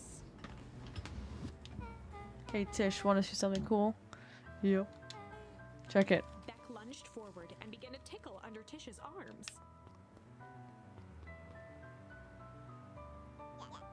What the? Tish, is she tickling you? Yup. Yup. Yup. Tears began to form in Tish's eyes as she gasped for breath between gales of laughter. Yup, yup, yup. Beck redoubled her efforts until Tish finally had had enough. What just happened? She seems nice. Sorry for the interruption. I think you were just threatening us. Iggy's eyes darted around, a realization dawning on his face that he was now outnumbered. I just remembered. I have somewhere to be. See you around, He new kid. kicked at the puddle before making his escape. Whoa. What a little creep. Beck, I think you got a little Beck ooze shook in your the ooze hair. out of her hair as best as she could. Is it bad? It depends. What are your feelings of having a more, mature, refined look? Oh god. Chapter 4. The best policy. Luca paused for a moment, Damn. catching his breath. He'd only just met Beck, and somehow he already managed to drag her into this mess. Oh. Hopefully he could make it up to her. But finding Rollo was his primary concern. Damn.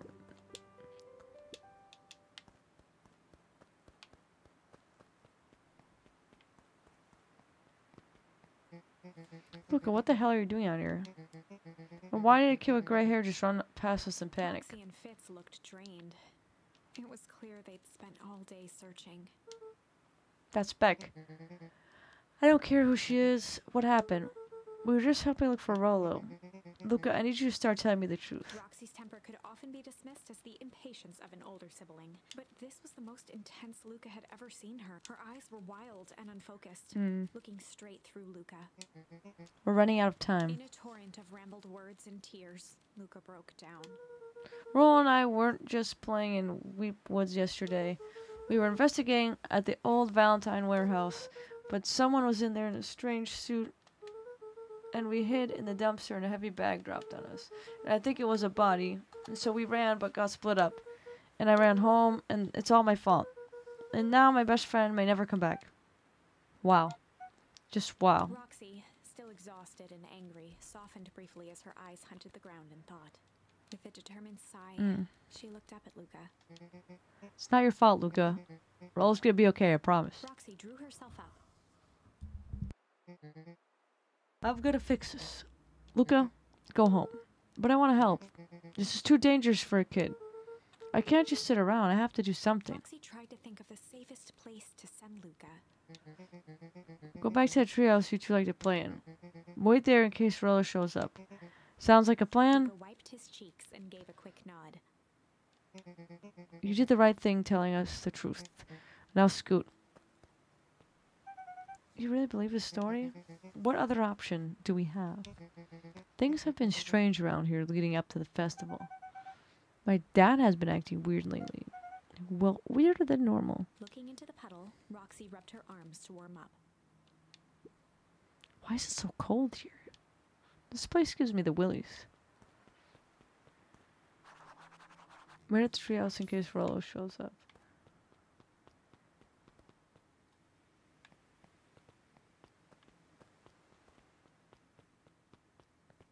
Mr. Nuncreed jumped with a start. Whoa, don't sneak up on an old fella like that. Sorry. Who are you talking to? What? Luca motioned to the phone booth. Oh, no. I was just checking because I thought I heard it ring. But the dang thing never does, of course. Yeah, but I've never seen anyone use it, really. The whole thing's a waste of money, if you ask me. Any word from Rolo yet? Not yet. A long time for a boy to lose his way. Rolo knows those woods too well to get lost. I suppose you're right. Silly boy's antics have this whole town worried sick. Antics? We all know Rolo likes to play his little pranks. You think this is a prank? What other explanation could there be? He's not playing a prank, and he didn't get lost. Someone took him, I know it. How do you know that? Unless, Luca, is there something that you know? Mr. Nuncreed gently placed one of his substantial hands on Luca's shoulder. Dang it, boy, if there's something you know, something that could help your friend, you need to tell folks. Shit. Luca peered up at Mr. Nuncreed. Kind eyes warmed a stern face. There was a deeper emotion hiding beneath it all. It was subtle, but Luca could sense something eating away. There was a shame lurking behind those eyes, a deep sadness. If Mr. Nuncreed was that worried about Rolo, maybe he could help. Oh my god, maybe he was the guy in the suit. Yesterday, Rolo and I were messing around the old Valentine warehouse. Mr. Nuncreed raised an eyebrow. Both of you? You were with Rolo when he went missing? Not exactly, I was hiding in the dumpster. What were you doing in there? At first we were just looking around, and someone in a strange yellow suit came and dumped something on us. We both got scared and ran. Oh, maybe that's why this guy works weird hours. You got scared by some garbage? Well, that's why you don't go sculling in someone's dumpster. But it wasn't garbage. I think it was a body. I'm sure it was just some trash. No, there was a name tag. It said Deep Engineering. Mr. Nuncreed's shoulders slumped. I wish you wouldn't have said that. A deep sigh bellowed from his Oh, chest. it's him. Why did you have to? I tried, Luca. God knows I tried to keep you safe. Luca attempted to take a step back, but Nuncreed's hand clamped down on his shoulder. But you Van Horns just can't help yourself. Did he kill his dad? We were all so close to being done with this. With a firm shove, Nuncreed manhandled What are you doing? It's out of my hands now. The door latched shut with a mechanical hiss. Shit. As Luca pounded Damn. the glass, the floor dropped from under his feet. The inside of the phone booth was now a loose capsule plummeting at gravity's whim. Ooh. Luca winced and pressed his hands to the walls. As he braced for impact, the capsule hurried to a surprisingly smooth stop. He felt a cold rush of air and opened his eyes with hesitance. Two large figures in hazmat suits occluded his view. Oh no. Luca heard the deep, resigned voice of Mr. Nuncreed over an intercom. He knows too much. The end. Damn. Wait. No. This isn't the end. I know there's still much more. Somehow this went wrong. Okay, let's try something else. I had a feeling.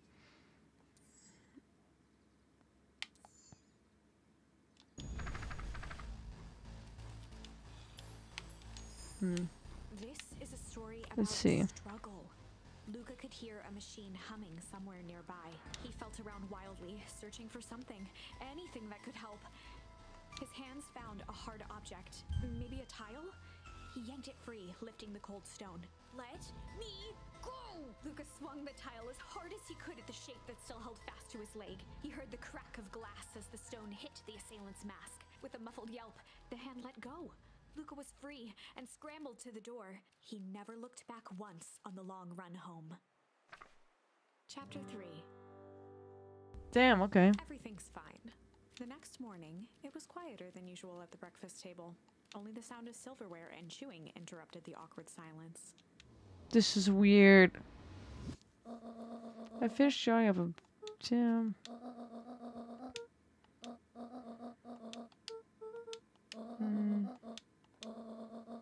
Too bad just to drop off.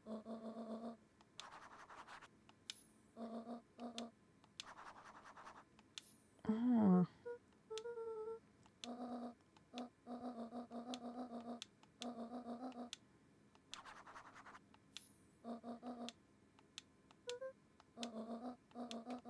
Wow, that's so crazy how like the entire fucking story is different now.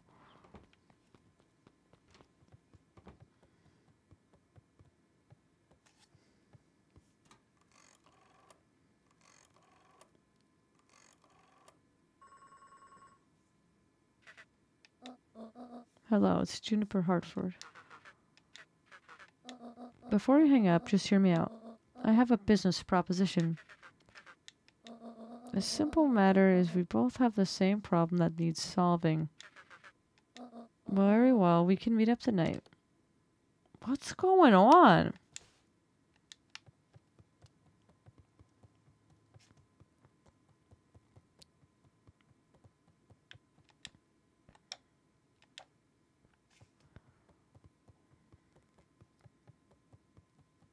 So weird.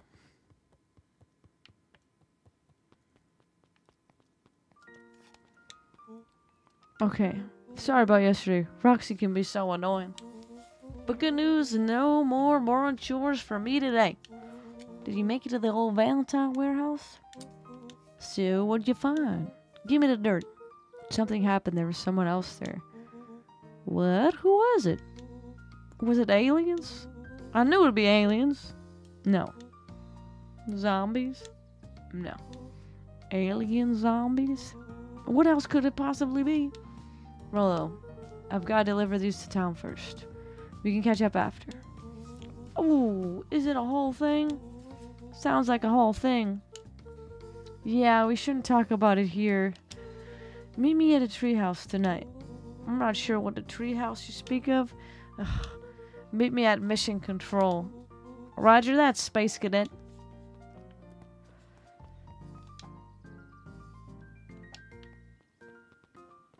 So weird.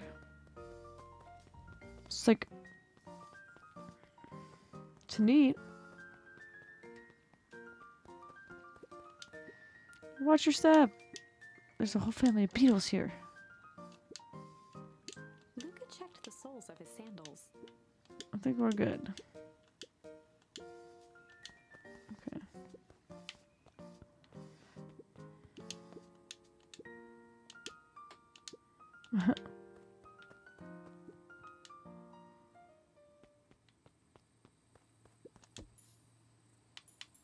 Luca placed a sinker on. Sometimes the best stuff is. All right.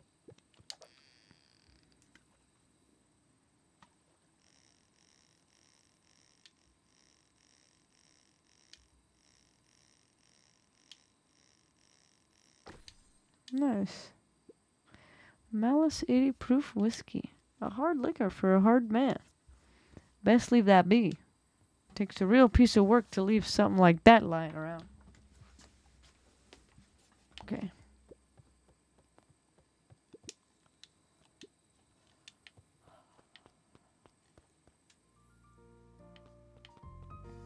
Alrighty. So Mr. Nunn created a sketch. You can tell those jerks it doesn't matter how many boxes they pile up. I ain't moving.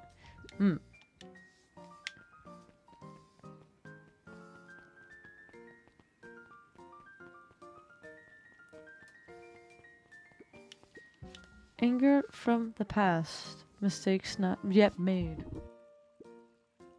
And a glimmering hope for the future. He carried them all in equal parts everywhere he went. Oh heavens, what a burden to bear.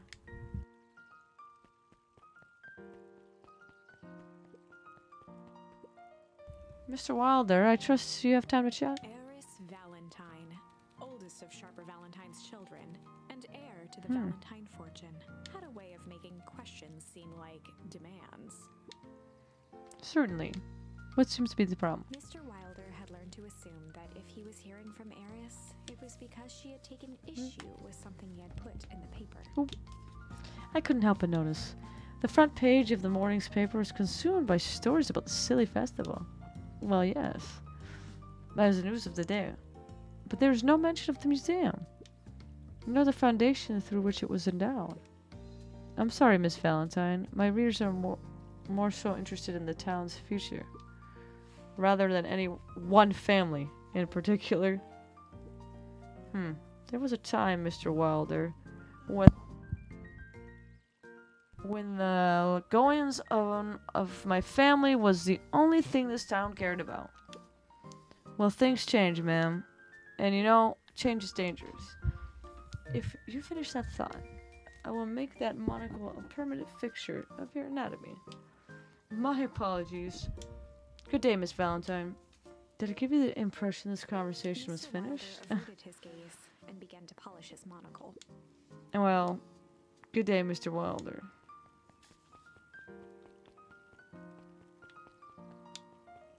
Okay.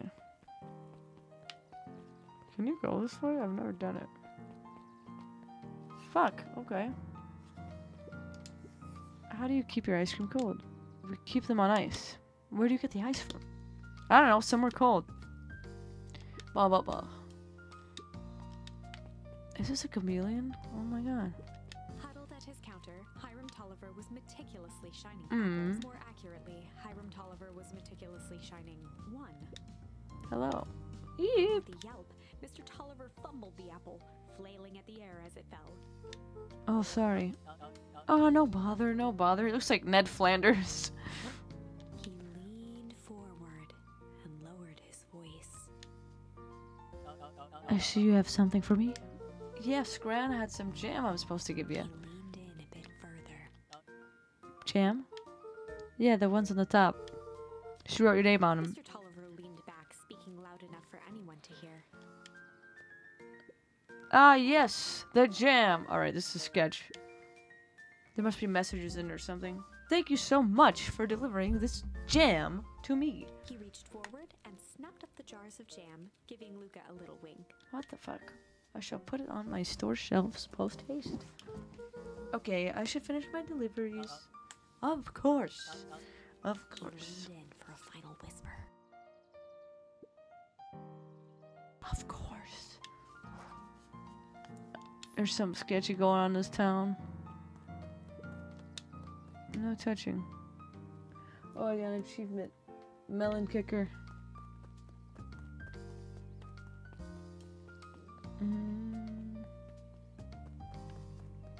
Oh, History Museum. Ooh, okay. Am I gonna die in here? Sharper Valentine, a celebration of excellence. We all know Beacon Pines is a great town. What you may not know is great towns grow from mighty roots. And that is why you cannot tell the story of Beacon Pines without telling the story of one Sharper Valentine. Young Sharper's keen intellect and strong moral fiber led to a grand vision. A vision of a community dedicated to a better tomorrow. In his own words, a better tomorrow is within our grasp, but it requires a singular mind to harness it. Lucky for us, he decided to grow that vision here in Beacon Pines. And how does one grow a better tomorrow? With fertilizer, of course. Valentine's Fertilizer Company became the lifeblood of a town yearning for purpose. But then tragedy struck. A scientific experiment gone wrong. An accident which took Sharper away from us far too soon. To this day, we struggle to pick up the pieces. But one foul harvest isn't enough to stop the people of Beacon Pines. The spirit of Sharper Valentine lives on. It lives in the hearts of everyone with a dream for a better tomorrow. Together, we will follow his example and grow a bountiful future. Paid for by the Valentine family and the Valentine Fertilizer Company Remembrance Fund. Alrighty. That was unhelpful. Indeed it was. I didn't know about this area this whole time. I've been here chilling with the chameleon guy this whole time.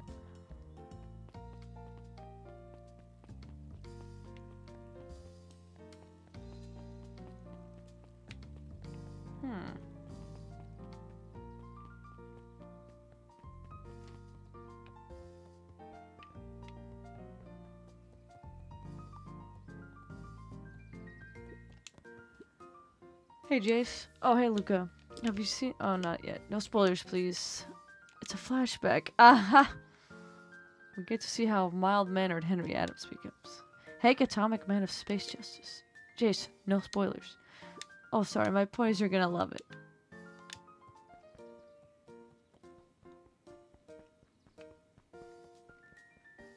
Very fourth wall break. Hey Kato. Good afternoon Luca. Can I help you find something? Maybe, maybe not. Try me. There's been some weird stuff going on at that old Valentine warehouse. Can't say I know anything about the old warehouse. Empty hives don't stay empty for long. Huh? Kato motioned to the book in front of him. The more I read about bees, the more similarities I see with people. If a hive collapses and fails, it doesn't stay empty for long. A new queen will set up shop pretty quickly.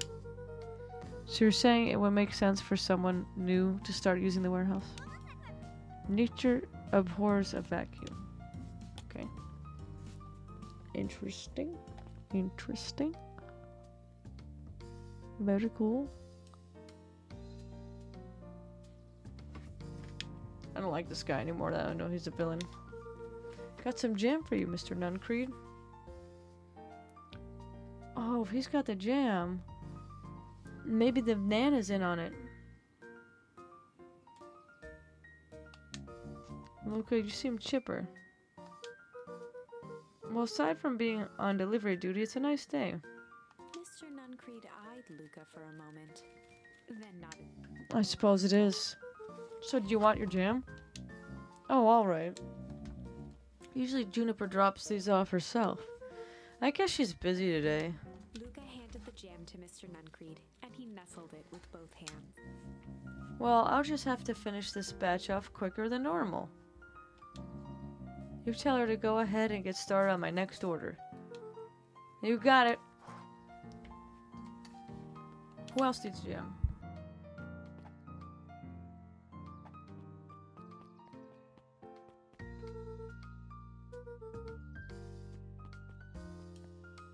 Who's Mr. Fratelli?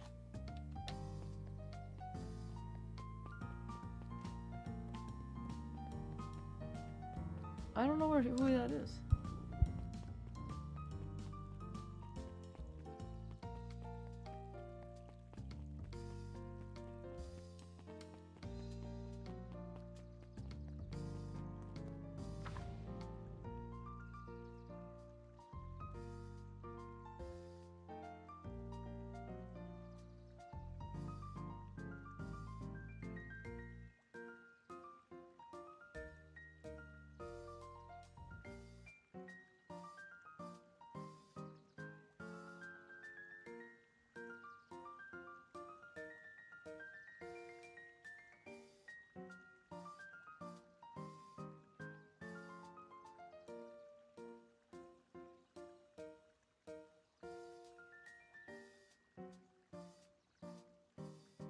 I'm trying to see who that is. I'm looking them up because I don't know who Mr. Fratelli is.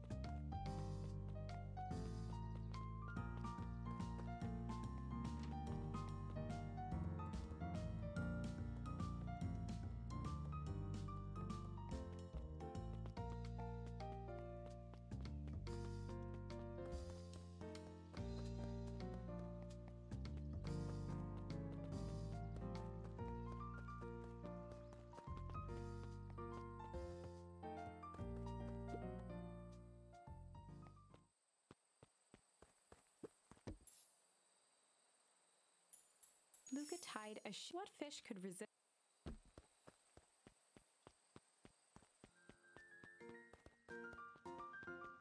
What was this last thing a jam for? Oh, Miss Fratelli. What the fuck is that?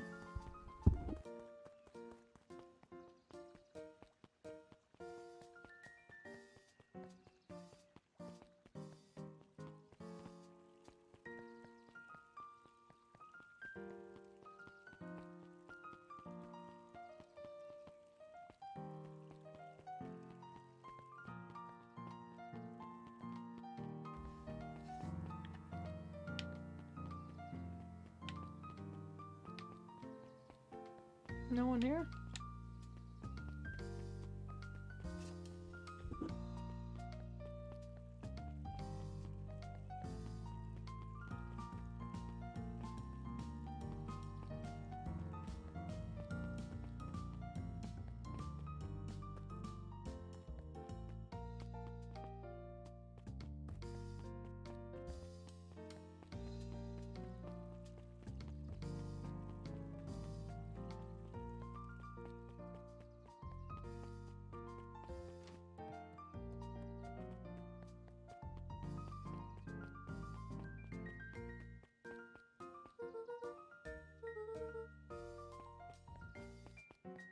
Where are they?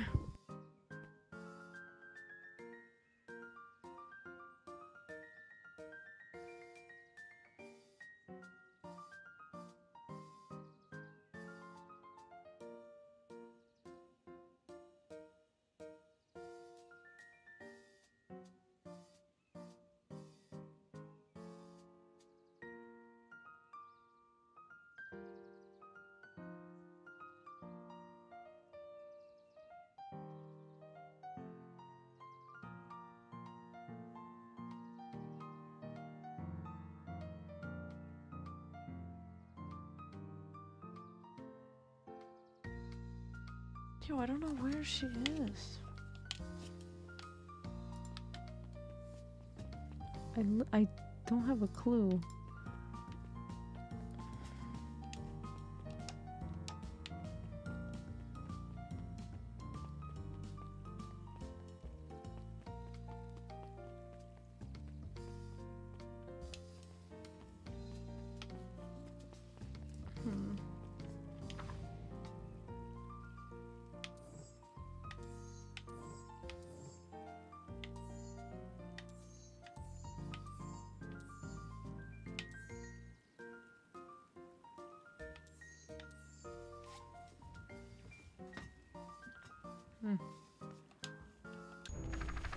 No, fuck, no. No. I was in the middle of delivering jam.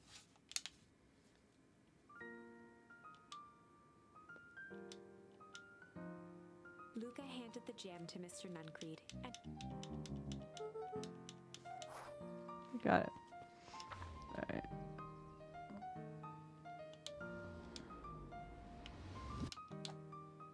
Miss Fratelli. Where the fuck is that?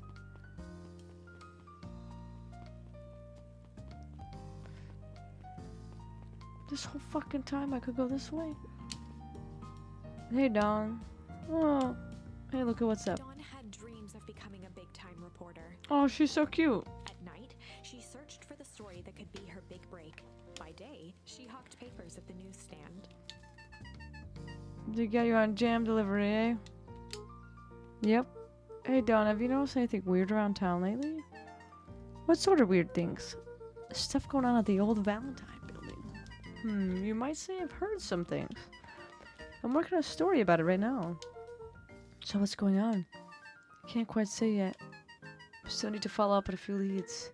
Keep me in the loop, okay? Sure thing. Have you seen the new kid around yet? New kid?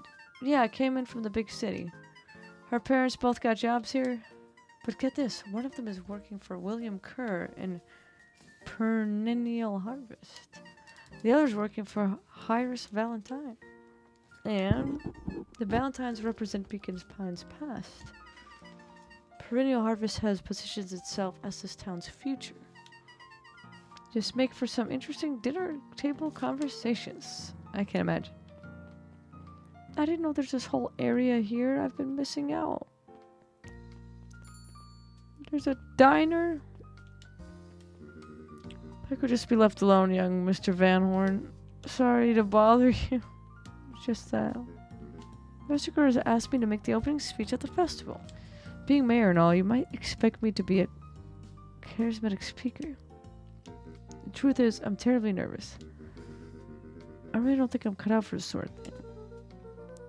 Cut out for mayor or public speaking? Both, I suppose. I never really chose any of this. It's more of a duty to my family. For our legacy. That sounds like a heavy burden. As for the festival, just speak from your heart. I'm sure it'll be great. Is this the person who I'm delivering to?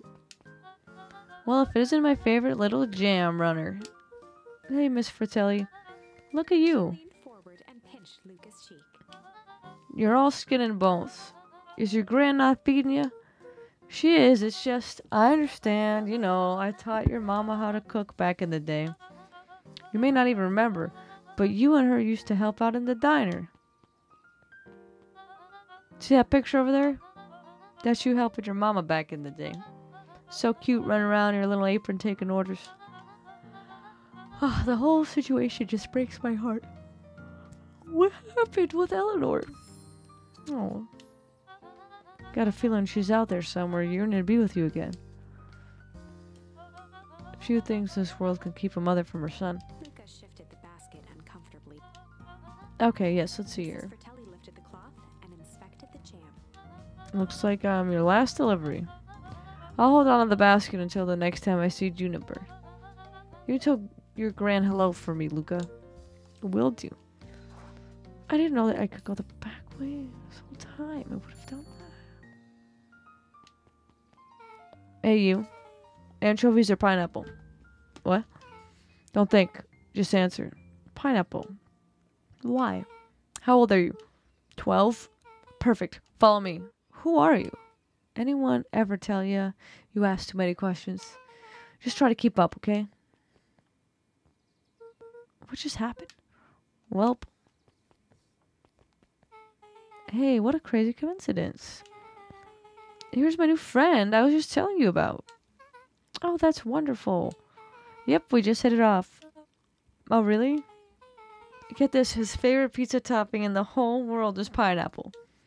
Oh, and what is your new little friend's name? Beck locked eyes with Luca. The look on her face was equal parts expectant and desperate. Ah, Luca Van Horn. Nice to meet you. I'm Nellie, and this is Ilona. We're Beck's parents. Beck gave Luca a quick nudge. Oh yeah, Beck told me all about you. Already feels like we've known each other for years. So you both can stop obsessing about me making friends. Oh, darling, we never doubted you. It's just that for children with fewer than 5 close friends, the probability of a stunted development doubles. Well, 1 down, 4 to go, I guess. What Nellie means is that we just want this move to be as easy on you as possible. You can relax. A friend has been friended. This calls for a celebration. Luca, you must join us for dinner tonight. Dinner? Whoa, another coincidence. I actually already asked him, and he said he would love to. It's just wonderful. In that case, we should pick up some groceries. You two don't get into too much trouble now. Damn.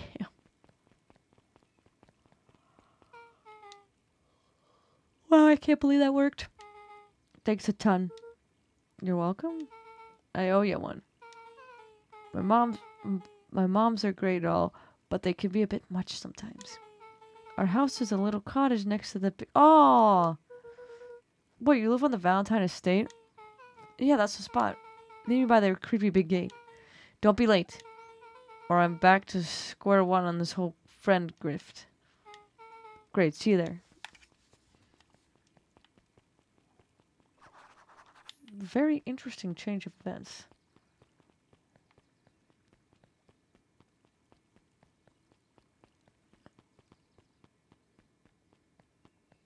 Can I go further? Oh, that's it.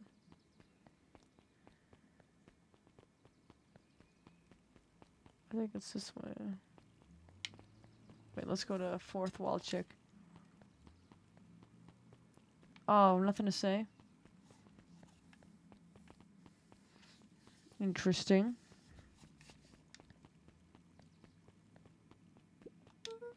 Good morning, Geoff. What's so good about it? Another day further down the tubes, if you ask me. Come on now, it's not all bad. The festival's coming up. The festival. Oh man, Valentine used to put on cockamine shindigs all the time. And where'd that get us? Well, it's Perennial Harvest putting on this one. And they're doing it for the whole town. As far as I see it, the difference between the old Valentine company and the new Perennial Harvest outfit Dug through his pockets for a bit. is an outfit. Is the difference between this empty soup can and this brown banana. But those are both garbage. Exactly. This man's got some opinions. I've exhausted the dialogue options for you two. Okay, bye.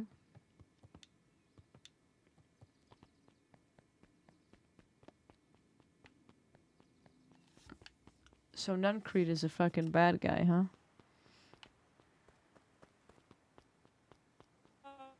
Oh, there, little buddy. What brings you to this neck of the woods? Oh, I was just wandering around a bit. Wandering? How wonderful. Children and their wonderful wandering. Oh, to be young. Anyways, I can't let you pass just now. Top secret business, that away. Mr. Kerr winked with a wry smile. I'm just Yankee to Shane. Perennial Harvest is just making a few He improvements. gave Luca an energetic thump on the shoulder. Better at home now. Our harvest awaits. That's sketch.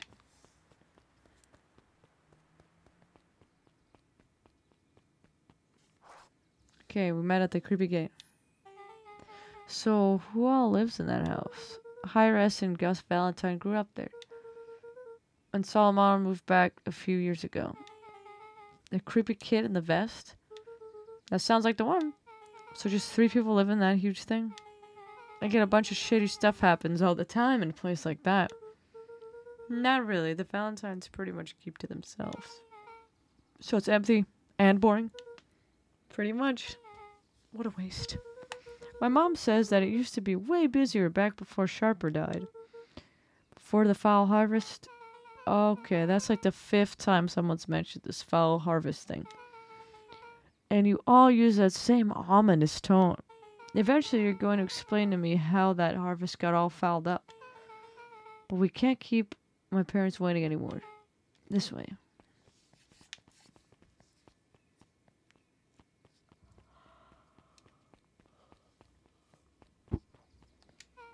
Most kids would have ditched me by this point. Why are you still here? You look like you could use some help.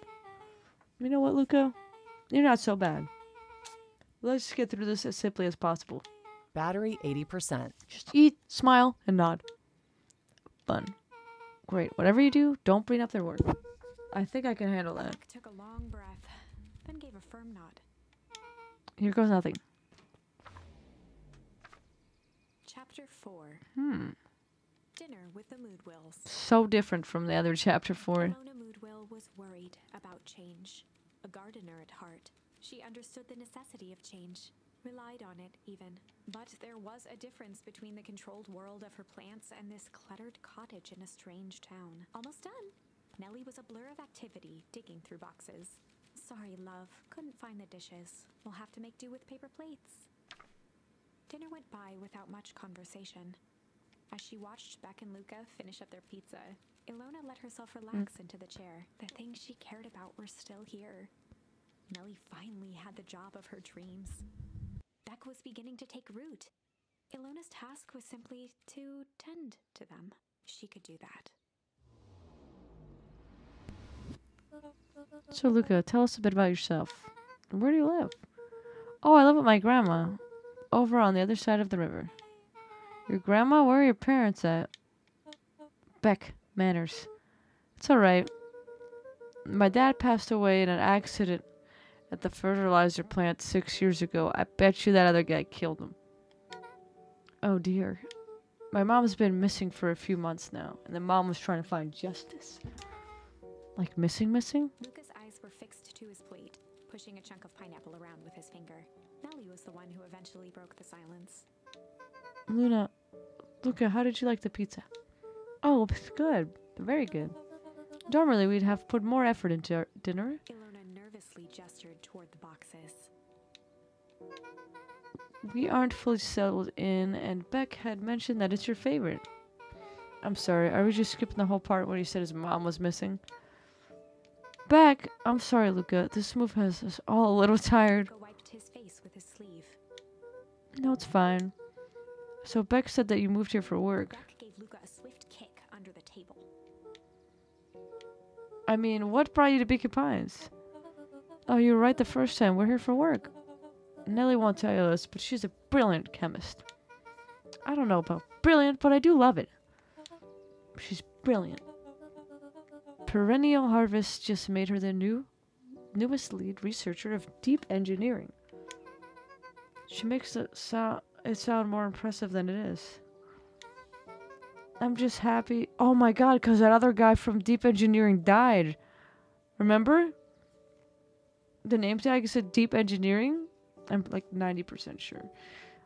I'm just happy that I get to make a difference in the world. Perennial Harvest is at the forefront of evolving agriculture into something more useful than sprinkling water and excrement on the ground. Luca glanced over to Beck. She seemed to be holding her breath. What Nellie means, Luca, is that there are different ways to grow plants. Yes, some people talk to their plants and hope for the best. And some people happily leave their job to allow a loved one to pursue their dreams. You swore you didn't. Beck slammed her fist into the table, perhaps harder than she intended. Hey, Luca, how about some dessert? I actually have to meet my friend Rollo soon. Luca glanced outside to gauge the time. The sky was darker than he expected, filled with ominous clouds. Looks like there's a storm brewing.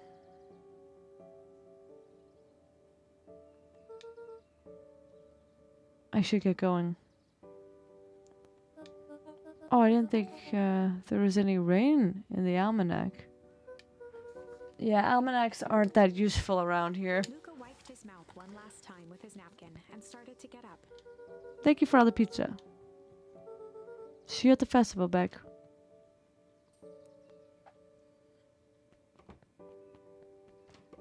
Wait up. I'll walk you home.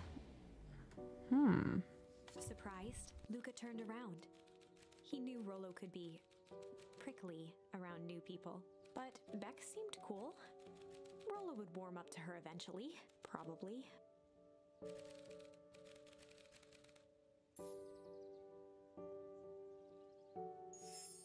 Luca began to respond, but the sky answered for him as the clouds above began to rumble with ominous thunder. You sure we can make it home before a storm kicks off? The roiling clouds. I'd say the odds are good. Maybe you should stay here and I'll just make a break for it. At that moment, the heavens opened up, unleashing torrential rain. Oof. Care to recalculate those odds? Hurry inside, you two, before you catch a cold.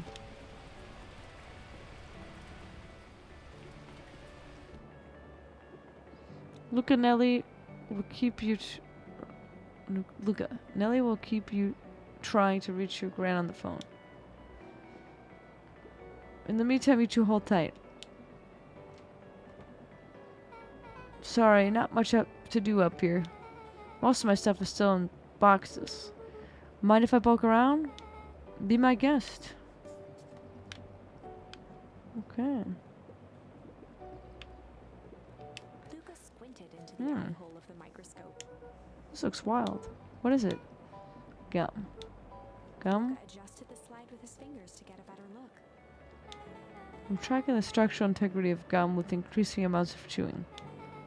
Chewed on that one for 47 days. Luca wiped his hand off on his sweater and gave a nervous laugh. It's weird, I know. Beck looked down, timidly tapping the ladder with her feet. You think it's weird, don't you? A little. But weird can be cool. Cute. Oh, wow. Rollo and I have a radio just like this at the treehouse. Probably not exactly like this one. My mom and I tore the whole thing down to bolts. Fitted with some state-of-the-art vacuum tubes. She seems pretty awesome. She gets carried away sometimes.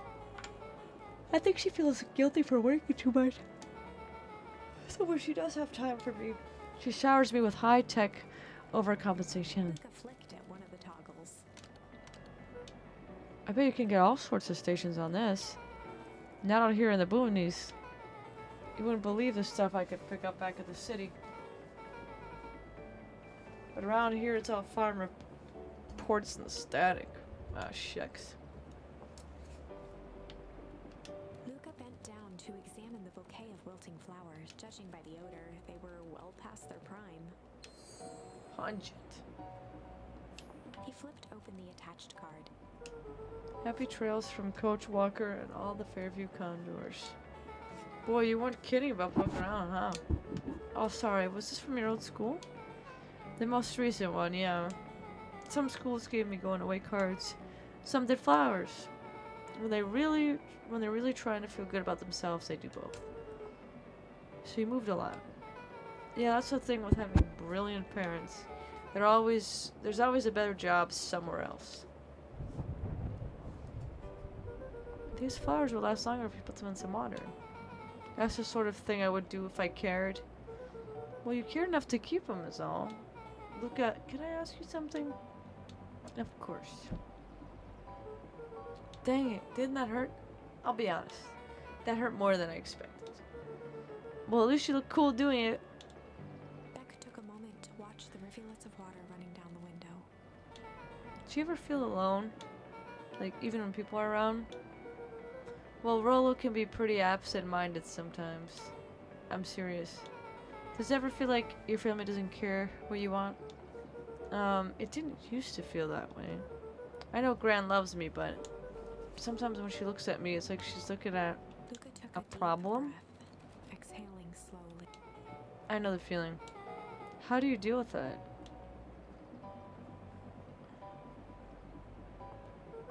I guess I haven't yet.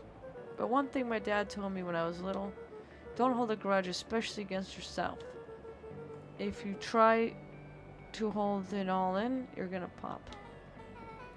So then what do you do when you don't know what to do? Dad never got to that part. Something I figured out on my own. No. You gotta do something. Anything. Here.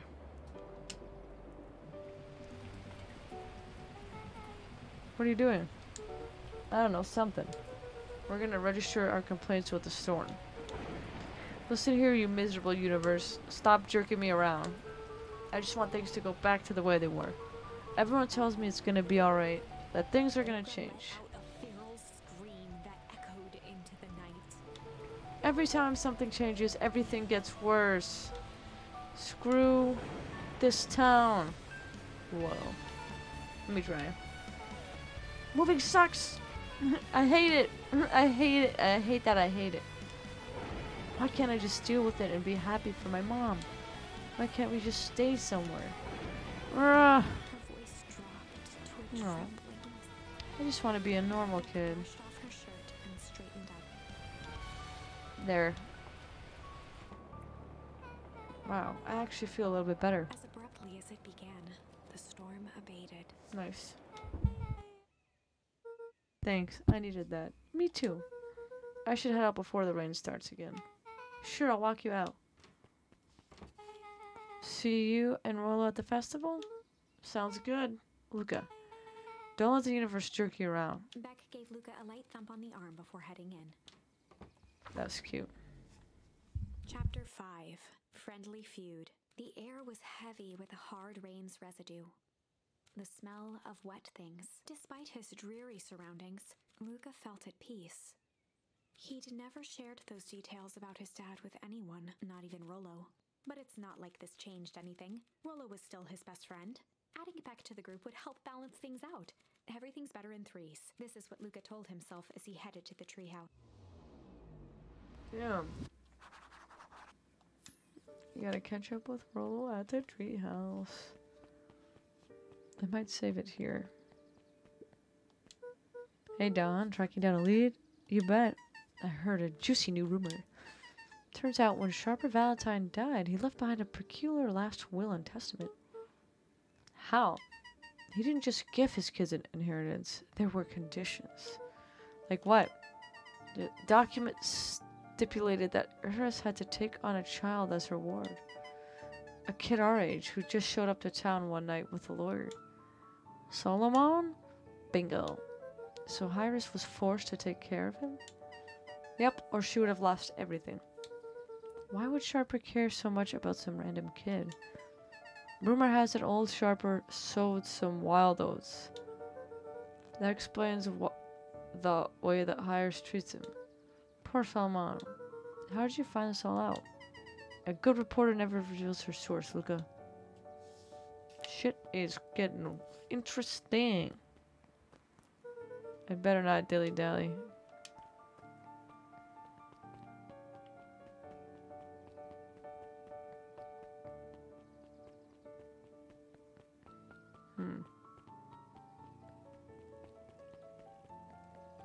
This person only reads here? He met his old friend's eyes and was greeted with nothing but ice-cold anger. Heavens. This is no time for... Okay, obviously he's gonna get mad that I have another friend.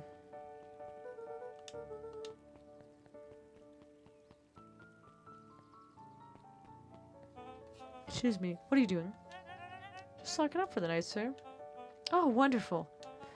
I can only assume this means all festival preparations have been completed ahead of schedule. Not exactly, sir. The storm set us back a bit, and it's getting late, so we all decided to... You all decided? Yes, sir. I was unaware that your job involved deciding things. We are all here at Perennial Harvest because we believe in creating a better future, yes? Yes, sir, very much, sir. Do you want to be one to tell this town that we failed them? No. That we gave up because there was a little rainstorm and we all got sleepy? Of course not, sir. Good then, it's decided. Yes, sir, we'll work till the task is done. See that you do. Our harvest awaits. So strange. I like the cloudy, not the cloudy, the stars in the background. Those are cute. Do I have anything new we could fish with? Luca wrapped a twig thumbfish half refined. Let's try this.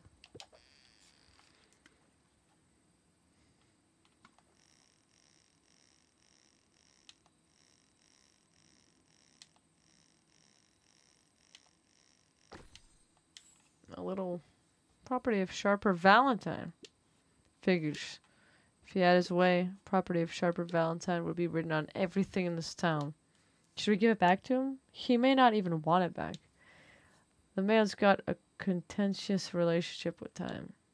We'll keep it here in case he ever wants to pick it up. One more item.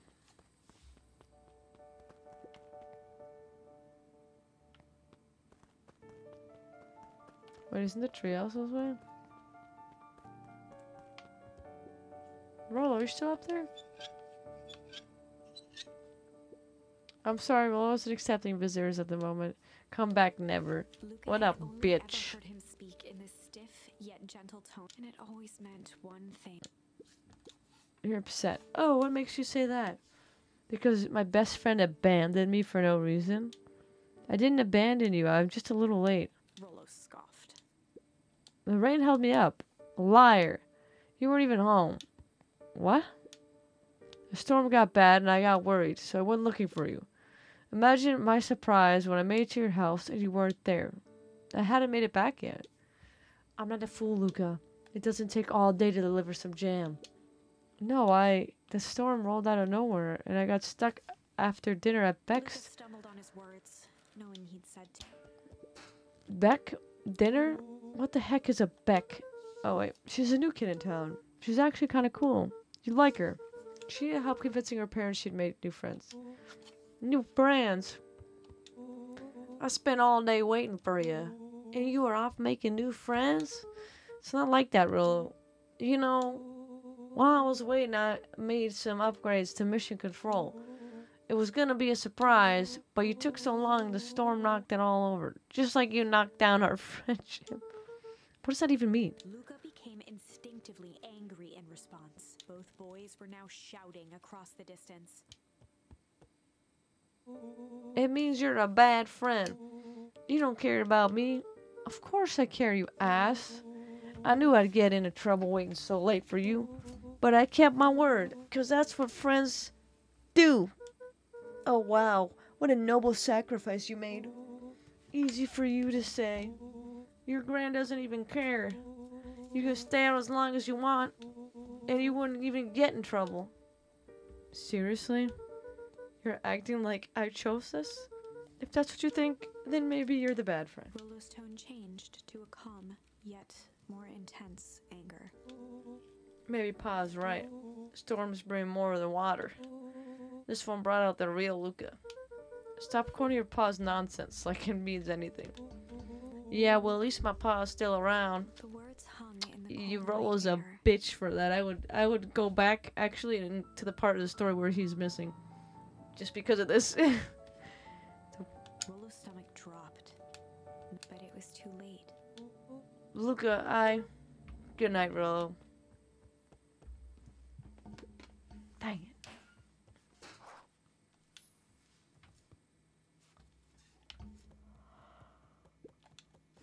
Luca dug through his old stuff, not even sure what he was looking for.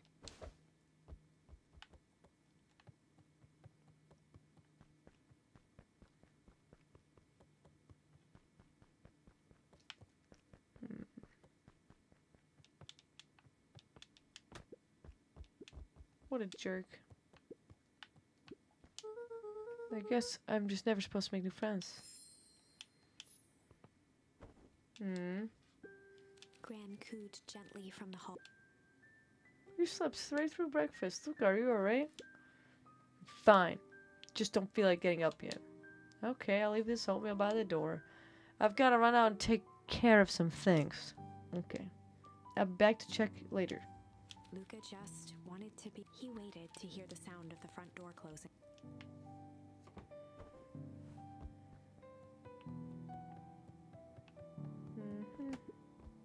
But Rolo's still gonna go to the festival. He's gonna be miserable. Luca dozed off again. See, I wasn't hungry. Well, Rolo came by. What did he say? He wanted to talk to you. What did you say? I told him you weren't feeling well. Good. Okay. Luca still couldn't bring himself to. Besides, if he ran into Rolo, Wait, so am I gonna be stuck here? There's never anything interesting at the festival anyway.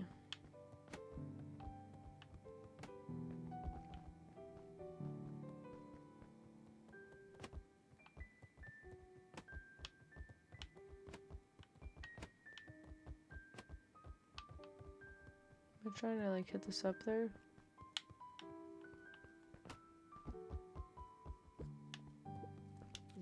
Adventures of Hank Atomic.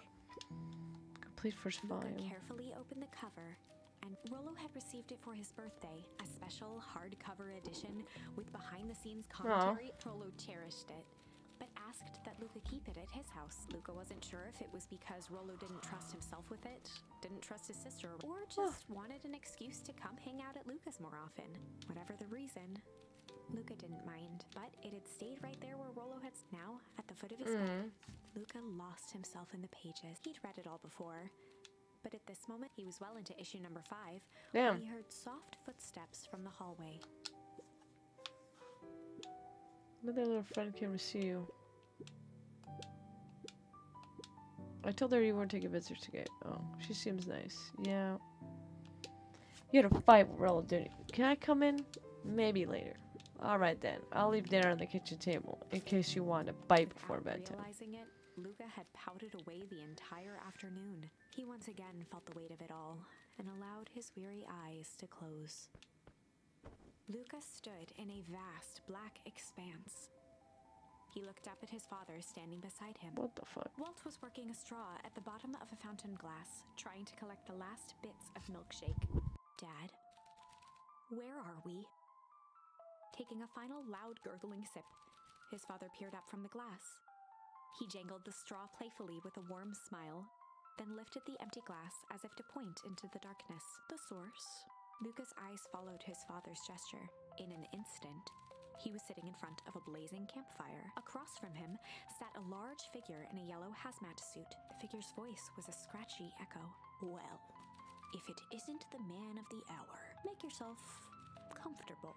Luca held his shivering hands over the flame to warm himself. It doesn't work that way here. Their yellow-gloved hand pointed to the base of the flame. It's a cold flame. See? Luca peered at the base of the fire. It wasn't wood that was burning. This is It weird. was Beacon Pines itself. Tiny buildings, freezing and crumbling as they were consumed. Luca could see small shadows moving in the burning city. People. Luca leapt to his feet. We've got to help them.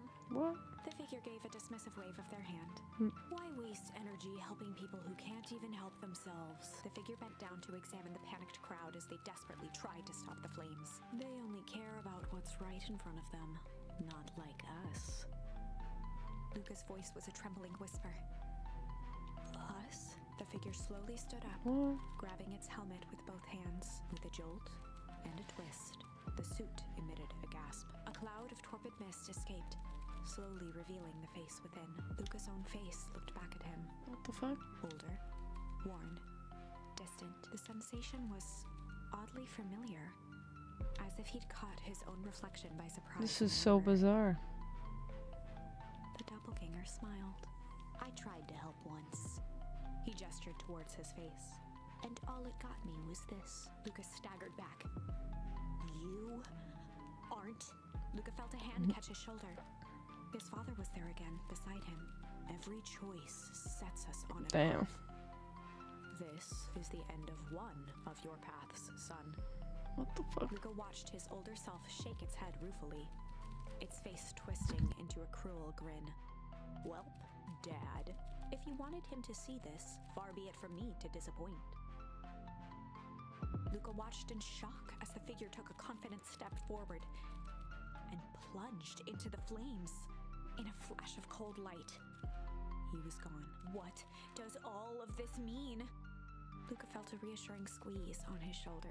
Just remember, why we choose matters just as much as what we choose.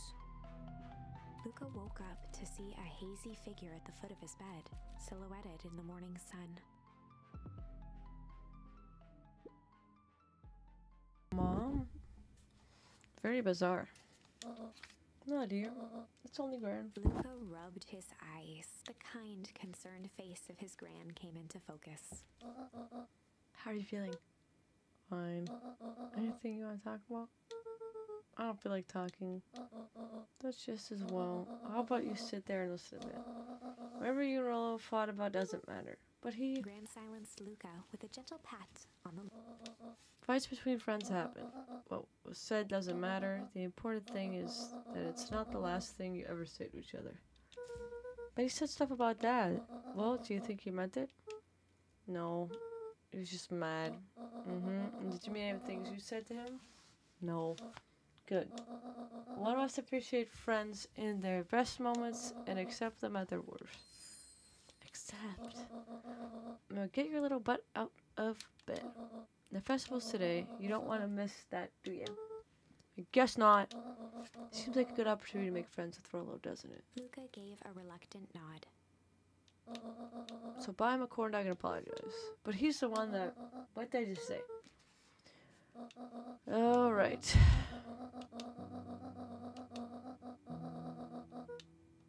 I'm gonna save before the festival. Luca took a deep breath. Okay. Chapter 6, Through Thick and Thin. Despite Luca's bitterness, Gran was right. He needed to hash things out with Rollo. A big fight changes the nature of a friendship. Whether, in the end, it is for the better or for the worse, all comes down to understanding. If one is not careful, the same familiarity that builds the strongest of bonds can become the wrecking ball that shatters them. Yeah. Luca emerged from seclusion, taking it, but the events of the day weren't on his mind. He had to find Rollo.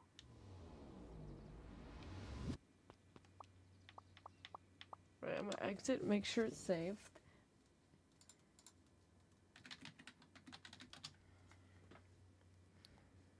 That's fun, huh?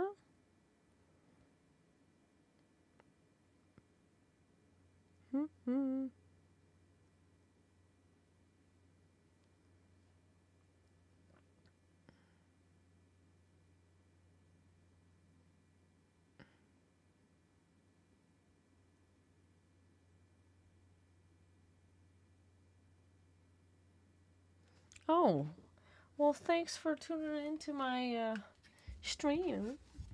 Gonna try to plan some more out before I have to go to TwitchCon and be not free enough to do streams.